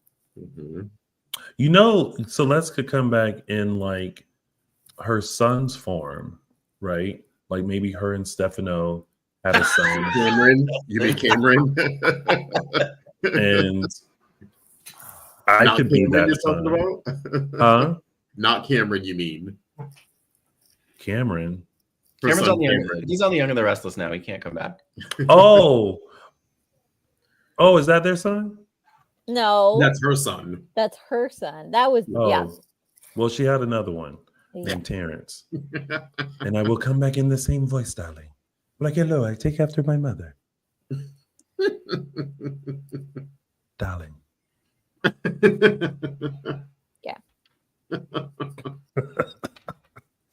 Anyway, I'm surprised that. I mean, how old is Rachel? 9, 7, 8, something like that. Yeah. You mean to tell me she has eluded the Salem PD? Oh, like she's small. I believe it. Listen, Jade is preoccupied, so that's that. Yeah, in that case, but can't nobody find her? Like all you got is the security camera of her walking out the front door. That's it. Her hair's up. Remember when people put their hair up in a ponytail? They can't get recognized. Get out of here. I will say, I don't buy for a second that the only money she had was from her piggy bank. That little girl is resourceful. You think she hasn't figured out the combination to the safe? But also not them being like only the money from her piggy bank, a little less than $100. I was like, where'd she get almost $100 from? Yeah. Like not like a check from Christmas like worth $25. She had almost $100. Like, where'd that come from? I mean, it's not little, but I still think she's got way more cash on hand. Yeah. Maybe it's under the peanut butter and jelly sandwich. No, she set up a GoFundMe. Look, this girl was watching The Sopranos. There's no way that she doesn't have money stashed under her mattress. She started a GoFundMe, said, "Help me run away." She used PayPal. Oh God. All right. Well, that's it with that storyline, right? Yeah. Pretty much. We shall see what happens next week and where everything lands. Because right now, Ava just landed on the couch, and of course she calls Brady and she's like, "Hey, Brady, this is Ava. Me back when you chance." Like, how your phone go out during a match? It's like she has Metro Cellular, Metro or something. Yes.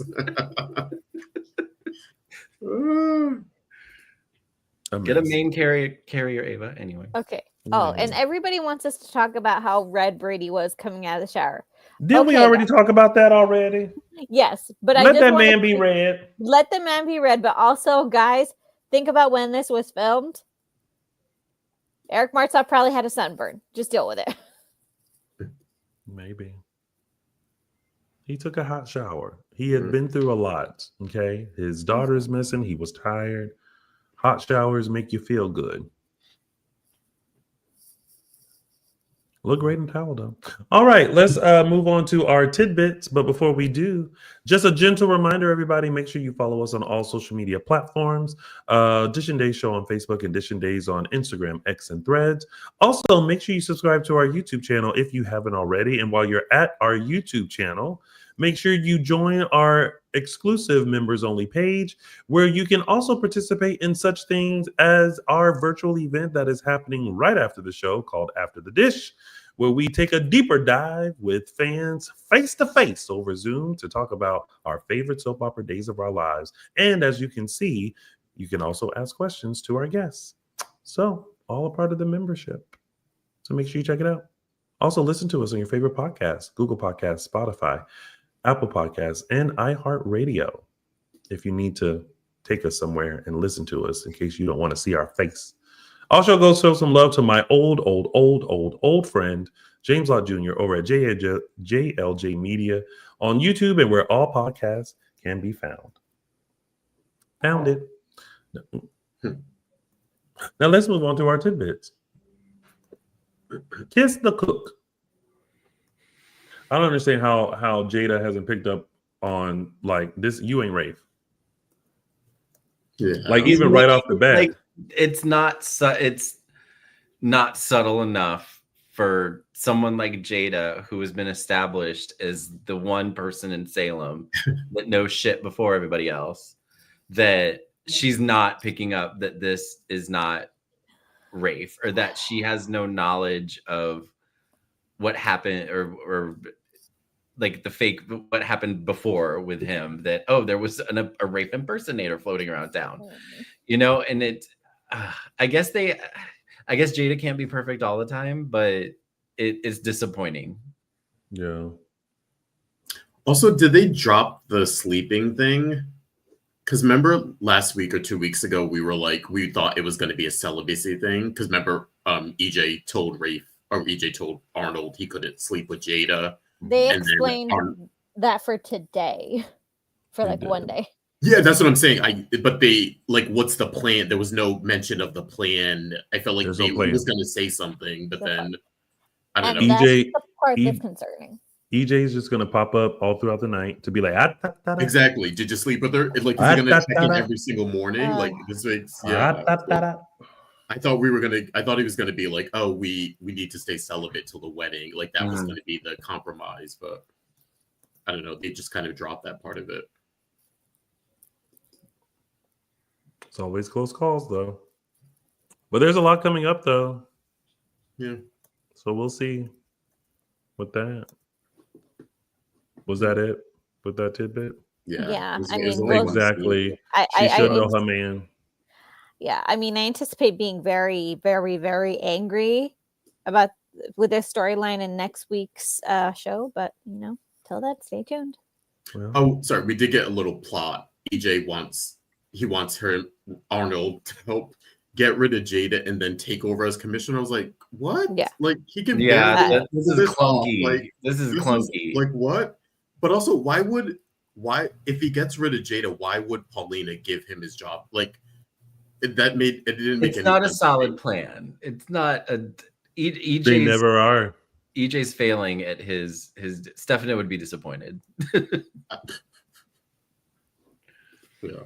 Yeah. No, this just is mess. It's a hot mess. It's a hot mess is what it is. All right. Moving on to our next tidbit. Mama, don't preach. I'm in trouble deep. Mama, don't preach. I'm in trouble deep. But I made up my mind. I'm keeping my baby. I still think the mom's after money. The mom is taking advantage of the situation to get into that family. She may have, like, it may be her beliefs.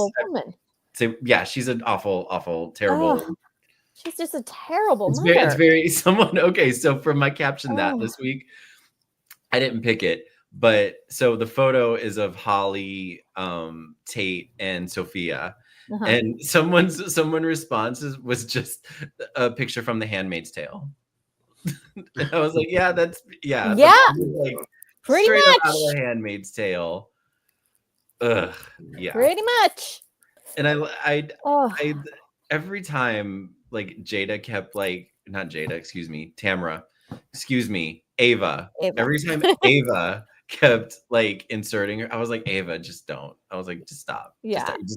Just gonna make her more angry and more unreasonable, and just say less. I mean, I know I appreciate that Ava was trying, because I think she felt so bad, because she felt like nobody is speaking up for this poor girl. Nobody is listening to her. And, let's not forget, Ava has experience with going through with a pregnancy that she didn't want to. Yeah. She had a child that she didn't want, that she didn't love. And guess what? That child grew up to be a psychopath. Yeah. A good looking psychopath. Oh my God. I was like, oh my God, who are you talking about? And then I was like, Charlie. Yep. About Charlie? A psychopath and a rapist and all around bad dead dude. He looked good. I think at the end of the day, Miss Choi needs to realize this. Yes, you have your faith and values, right? Yeah. Yes, you can teach your daughter, right? But right now, what's happening is far beyond your faith and values. If you value life, that's one thing, but also you have to look at everything from every angle, and also not just of your own. Forcing them to get married is not going to solve the problem. Forcing her to have the baby is not going to solve the problem. Now, granted, if you want her to have the baby because of pro-life, that's fine. But to not listen to her in regards to like, well, I could put the baby up for adoption. Absolutely not. Well, bitch, what do you want me to like? And that's because you keep saying I'm ruining my life, but yet, like Sophia said, you're ruining my life. Yeah, and okay, not for nothing. I hate to be the bearer of bad news, Mrs. Choi. Once that baby is born, you're not the legal mother. Legally, Sophia is the mother. She has to make those choices. If she wants to sign away her rights, that is 100% her legal right to do so. And I want to know how far into 17 Sophia is, because the minute she turns 18, anything her mom says doesn't mean shit. Guess what? Yeah. Worst case scenario, at this point, I'm sorry, the best case scenario, Sophia is going to turn 18, take that kid and run. She's just going to run as far and as fast as she possibly can. Whether she keeps the baby or not, she's out. I'm out of here. I mean, the mom is definitely leading with fear. Sophia feels like she doesn't even have a choice, which is crazy. You do have a choice. It's your body. You can still take that trip and get the abortion, and you deal with the consequences. And it doesn't seem like the mother is in a very not to be political, but the prevailing idea of the pro-life stance, but also when the child is here, what are you going to do? Yeah, the mother wasn't offering a lot of solutions. Yeah, pro-life should also mean all she said was like her daughter's life. She made a comment like, your mom, your dad and I can help, and I'm like, so there's a dad in the picture too. I don't know. I still think the mom wants this baby to stay in their family for a reason, and then we have to kind of decide for ourselves what that reason is. And I think it's because the baby is attached to a wealthy family. If it actually is Tate's, we've had that discussion too, where it might, this baby may have a nice house. They used a condom. They have a nice house. Yeah. And I think that, Sophia hit the nail on the head. And it's like, oh, so this baby is a punishment. Yeah. That's how you see your grandchild. It's a punishment for your daughter. Also, let's have this a lesson to parents to stop sheltering their kids on things about the world. If you tell them, maybe they won't do it. Yeah. But the less you tell people, the more curious they get, because while you're protecting little Sally, Beatrice down the street knows everything, is about to tell Sally everything. And you don't want Beatrice telling Sally stuff that may not be correct. Yeah. And honestly, it's there's a way to do tough love in this situation. This is not it. This is really hateful love. Tough love. This is hateful love, because tough love would be, okay, you're an adult now. You want to be an adult. who wants to make the decisions about your care, great. You here's a list of books, here's a list of resources. You're on your own. That's the tough love part of it. You want to be an adult who wants to make these decisions, fine. You're gonna live in my house, and you get to make all of the decisions, and you don't get to come to me for advice. That's the tough love aspect of this, but that's not what this is. This is hateful, controlling. Republican. I mean, it's like you can. My thing is like you can be pro life and not be hateful like this. Like this is not the way that you think about an unborn child as a punishment. That Sophia's words were just right. They hit the nail on the head. That baby, that Sophia, because I'm going to call it a baby now, because Sophia seems to be getting attached to what she saw in the sonogram. And so she feels comfortable to going through with this pregnancy. Okay. But then it is her pregnancy to take care of. Then she is responsible for taking care of herself moving forward.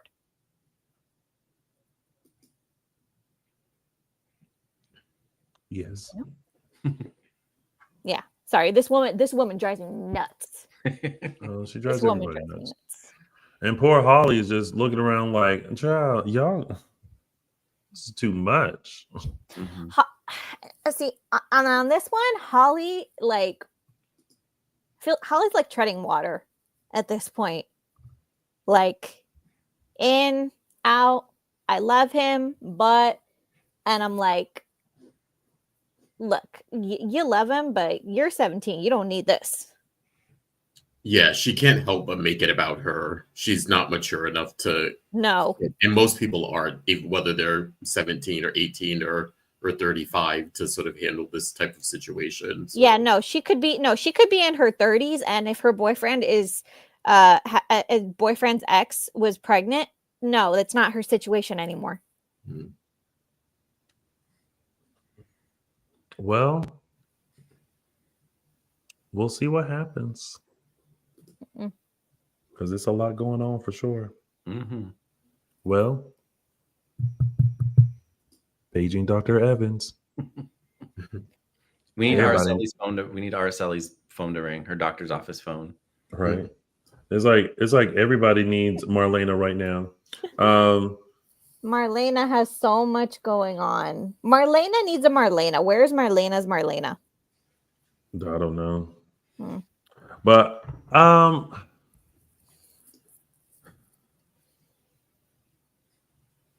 thank you, Mom. I just feel like this. Y'all cut Kat some slack. Mm-hmm. She honestly didn't mean to cause harm when she portrayed Abigail. People have done far worse things to y'all. Like this. Out of just spite, yeah. And I'm glad Chad said something. Chad was like, "You're with Gabby, who tried to kill Julie." Like, yeah. Like, where do you like? How are you upset with this woman who, yes, not saying that she was right for portraying Abigail, but she didn't come portraying Abigail to collect a paycheck, to cause turmoil to the family, to expose secrets or anything like that. This is starting to sound like Win Rest Check, to be honest. But she didn't come in to do any of that. She literally was told by the most ruthless man ever, this is what you have to do because I have your mother. And if you don't do this, I will be rid of her. Yeah. And for whatever reason, no one will understand that. Now, Julie is in her own headspace. Mm-hmm. Julie is like, I ain't got time for anything. No, which I was actually grateful for because Julie's grieving. She don't need to be in the middle of this. You guys take this little snippet fight that you're having, take it in another room because this woman doesn't need to be hearing any of this. Do you guys think that A or B? A, do you think Julie needs to be left alone to grieve however she needs to grieve? Or B, do you think she needs help with this grieving process? I think she needs help with the grieving process. I was a little like at first I was like, oh, don't push her into it. But seeing how it's been a minute now, and she's still in this like dark headspace. And I wasn't upset that they didn't, they pushed her a little bit, but it was a loving push. You know what I mean? And I was happy that they had Julie be receptive to it, because that's a hard thing when you're like down in the dumps like that and someone's telling you need to go to, like, you don't want to, you just don't want to, you want to try to think you're strong and deal with it yourself, and you don't know what kind of help it can be to talk to somebody until you actually get there and start spewing, and I think that's, so yeah, I think it was a good thing that JJ and Chad kind of, like I said, lovingly pushed her into it. And it's Marlena, it's a family friend, it's a safe space. I think she was resistant to it because she looked at therapy as a tool in getting over her grief and as a problem solver, but that's not the way that she needs to be looking at it. She needs to be looking at it as a safe space in which she can just ramble, just literally just start, like Michael said, just spew, just say the first thing that's coming into your mind. It doesn't need to make sense. And even if it's like all you do is talk about good memories of Doug, like not necessarily say that you miss him so much, but like take an hour and talk about like the time he took you to Egypt, like that alone will help you, because feeling like you have to get over it, have to get over something or keep something inside, or like nothing you say is going to change it, that's not helpful. Yeah. I just hope that they can let bygones be bygones. I hope Julie can get the help that she needs from Marlena. Marlena can talk to Kayla about having Kat on as the assistant. JJ and Chad can get past this, and Chad can fall in love with Kat, and they live happily ever after. Yeah. All right. The end. Yeah. And those were your tidbits, everybody. And that was your week of days. And now it's time for our favorite part of the show, when we go through our segments. And we're going to start with mine, which is Tony's official 3 Snaps Award. All right. We all love when life imitates art. And sometimes you are just given a moment to let life out. And that's what happened with Chanel today. Chanel said, I'm going to pay homage to my character. I'm not just going to let y'all kill her. I'm going to let her exit properly. But before I exit, I'm going to let this hoe know I don't appreciate her and what she's done with my man, real or fake. So Chanel Dupree, Raven Bowens, you get Tony's official for slapping a hoe when they needed it. 3 Snaps Award. Oh, snap. All right. And now it's time for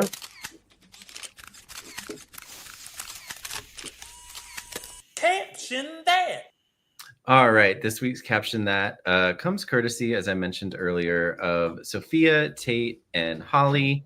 And this week's caption, if I can get it up really quickly, goes to... There we go. Tam O'Driscoll on X Twitter with their caption, "Who is going to tell Teresa she's going to be a grandma?" Not it. The horrified look on everybody's face. Yes. Not it. And that was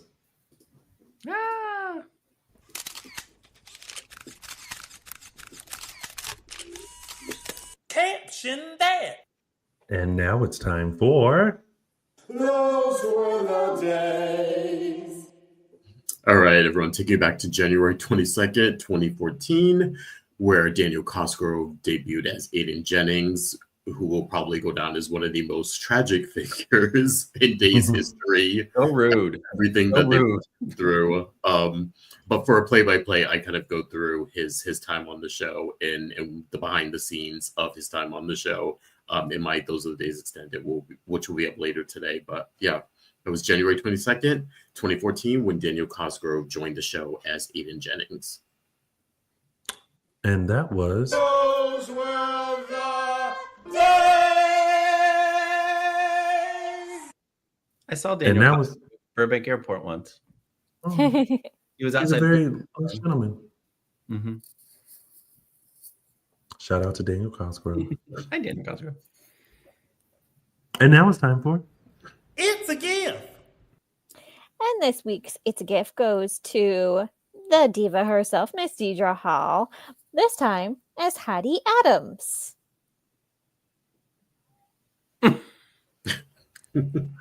how Michael Mattis looks the next day after hanging out with me and Justin. Mm-hmm. The next day. Deidre Hall getting through this storyline.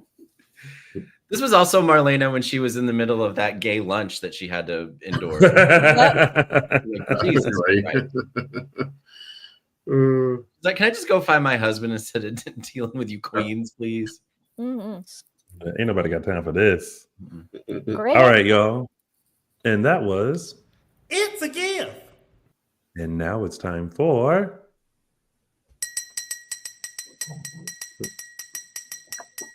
News and gossip. All right, we are starting with some fun casting news. Big congratulations to our friend of the show, former original Tate, Mr. Jamie Martin Mann. He's playing the role of Ted Wheeler in the Stranger Things Broadway show. This is sort of prequel. It sort of acts as a prequel to the actual show that'll be on Broadway. It's titled Stranger Things: The First Shadow. It begins actually March 28th at the Marquis Theater in New York. Tickets and info, you can go to @STON Broadway or StrangerThingsBroadway.com. So yeah, big congrats. I know we know that one of the reasons why he left the show was to continue the theater program at Michigan is it University of Michigan or Michigan State? I can't remember. But that was a big factor in why he left and wanted to continue his schooling, because that program was so good, and eventually wanted to be doing what he's doing now on Broadway. So big congrats to him. Yay! Yeah. And let us know if you guys plan on going to the show. Yeah.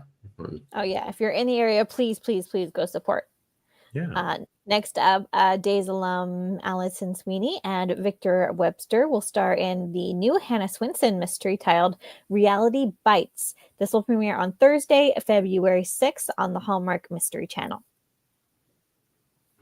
And some Days Online info for some of the actors. We have Mr. Leo Howard, who is going to be making a few appearances at EpicCon over the weekends of April 4th through 6th, and then June 6th through 8th of this year. And tickets and info, you can go to epiccons.com. Yes. And sorry. And then big congrats to the Martzoff twins, Mason and Chase, Eric's twin boys. If you've followed Eric over the years on his social media and just in life, you've seen these sort of kids grow up from young kids all the way to now. I believe they're over 18 and graduate high school, but they just signed on to DT Model Management. So both of them, they're starting careers as models. So big congrats to them. Mm-hmm. And then last but not least, Stacey Hyduke's daughter, Sophia Tatum, has released her first look of her upcoming photo series entitled Uncommitted Crimes. Several Days cast members took part in the series, including our very own Mr. Tony Moore here. Yeah. Tony, you want to tell us what went into this little project right here? Yeah, so Sophia had an idea of you basically coming in and like creating a character that has committed a crime. And so, you came in and you kind of dressed the part. I thought about it. And so I wanted to portray someone from the LA riots, which is why the April 29th, 1992 is there. And so he looks like a little beaten and stuff like that. So that was my, creative effort into the project. But the project was really fun. I think it's a fun project that she did, and just allowing people to come in and portray these, fun characters these people who, like me, who didn't actually commit a crime, but uncommitted crimes. Voila. So congrats. And thank you to Sophia for having me. Hoffman in the middle? Yeah, that's Remington. Okay, I thought so. Yep. Yeah. Cool. Yep. Yeah.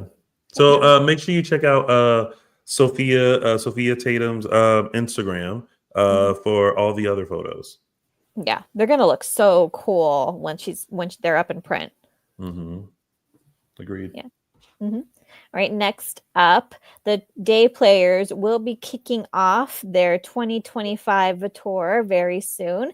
They have upcoming dates in Charlotte, Atlanta, Nashville, Birmingham, Oklahoma City, Addison, Texas, Albany, and Pottstown, Pennsylvania. So these are all dates going through the month of May. For tickets and information, you can go to thedayplayersband.com.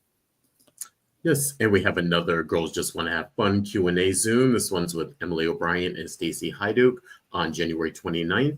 And tickets and info, you go to eventbrite.com/Star Image Entertainment. Yes, and Starstruck Fan Events is going to be having their big Cinco de Derby event April 5th through 6th of this year at the Meadowlands Racetrack in New Jersey.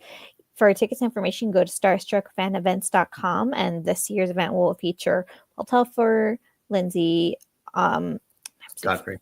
Yeah, I always with Arnold. Yeah, no. Judy Evans, Matthew Ashford, Remington Hoffman, and our lovely Julie Bell. Yes, and then Samantha Friends is having their Winter Wonderland Charity Fundraise Gala, again taking place the weekend of May 3rd through 4th of this year. Tickets and info, you can go to samanthafriends.org. Mm-hmm. And big news, people. It's our 10th anniversary in 2 weeks. And we're going live. So if you expect us to see us on Sunday, February 9th, Super Bowl Sunday, you're out of luck. We will be here, but you know where you will be able to see us live, as in we're all going to be live in a studio together, face to face, Saturday, February 8th at 1 p.m. Pacific time, 4 p.m. Eastern time. Yes.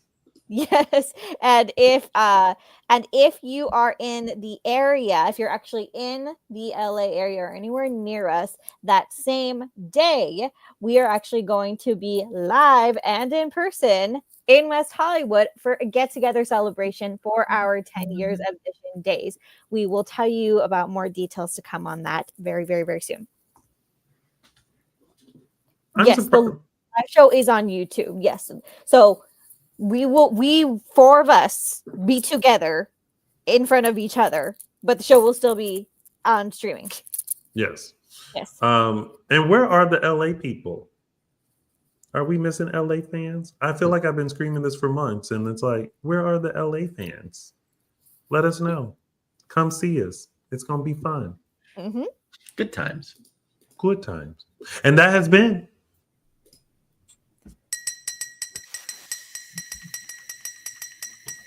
news and gossip. Yeah, and y'all make sure you mark your calendars for February 8th, live Saturday. Mm-hmm. Guys, don't message us on Sunday and say, "Are y'all doing the show today?" You can watch the replay if you fail to watch us live, Yes, but if you live. don't, if you want to, or if you really are not interested on the Super Bowl this year and you want to watch a replay of us instead, by all means, please do. Do it. I don't even know if it's Super Bowl, so I'm not paying attention to the Super Bowl this year. They called it today. I'm not sure. They're supposed to call it today. They called it today. Yeah, because it's the final round of games before that. Oh. Like whoever played today was going to be the winners. We're going to go to the Super Bowl. Yay them. Yay. Sports. All right. Whoever. Well, here's our sports. Here's what's coming up this week on Peacock's Days of Our Lives. Someone told me there's a party. It's Winter Wedding Week on Days. What are you looking at? The night before parties. Name a hookup you regret. You trying to start something with me, Patchy? Hey, boys. The after parties. Who knows where the night will take us. How could you do this? And the big day. Something's been really off about Rafe lately. Jada thinks that she is marrying me. They're going to get hitched without a hitch. Oh. Someone told me there's a party. Shit. Oh gosh. All right, y'all. Well, that has been Dishin Days for this week. We thank you guys so much for joining us as always. And we hope that this week Marlena keeps her shoes. But if you want to let us know whether that happens or not, Michael Mattis, where can they find you? Yeah, oops, there's a delay. You can find me on Instagram and Twitter at MLMattis. Justin Lee Hareld, where can they find you? Find me on Instagram at Justin Lee Hareld. Araceli Aviles. You can find me on Instagram and Twitter at Tia323 Araceli. And you can find me on all social media platforms at Loungin' with Tonti. Or you can find all of us on our social media platforms, Dishin Days Show on Facebook and Dishin Days on Instagram, X, and Threads. We want to give a big special thank you to Derek Yates for stopping by today and spilling the tea on all things Kerry. We will see you guys next Sunday for another full dish of this coming week's episodes of Peacock's exclusive #1 award-winning soap opera, Days of Our Lives. Until then, have a wonderful week. Stay safe. Enjoy yourself. Find your peace. And as always, we'll be back next week. Bye, everybody. Bye.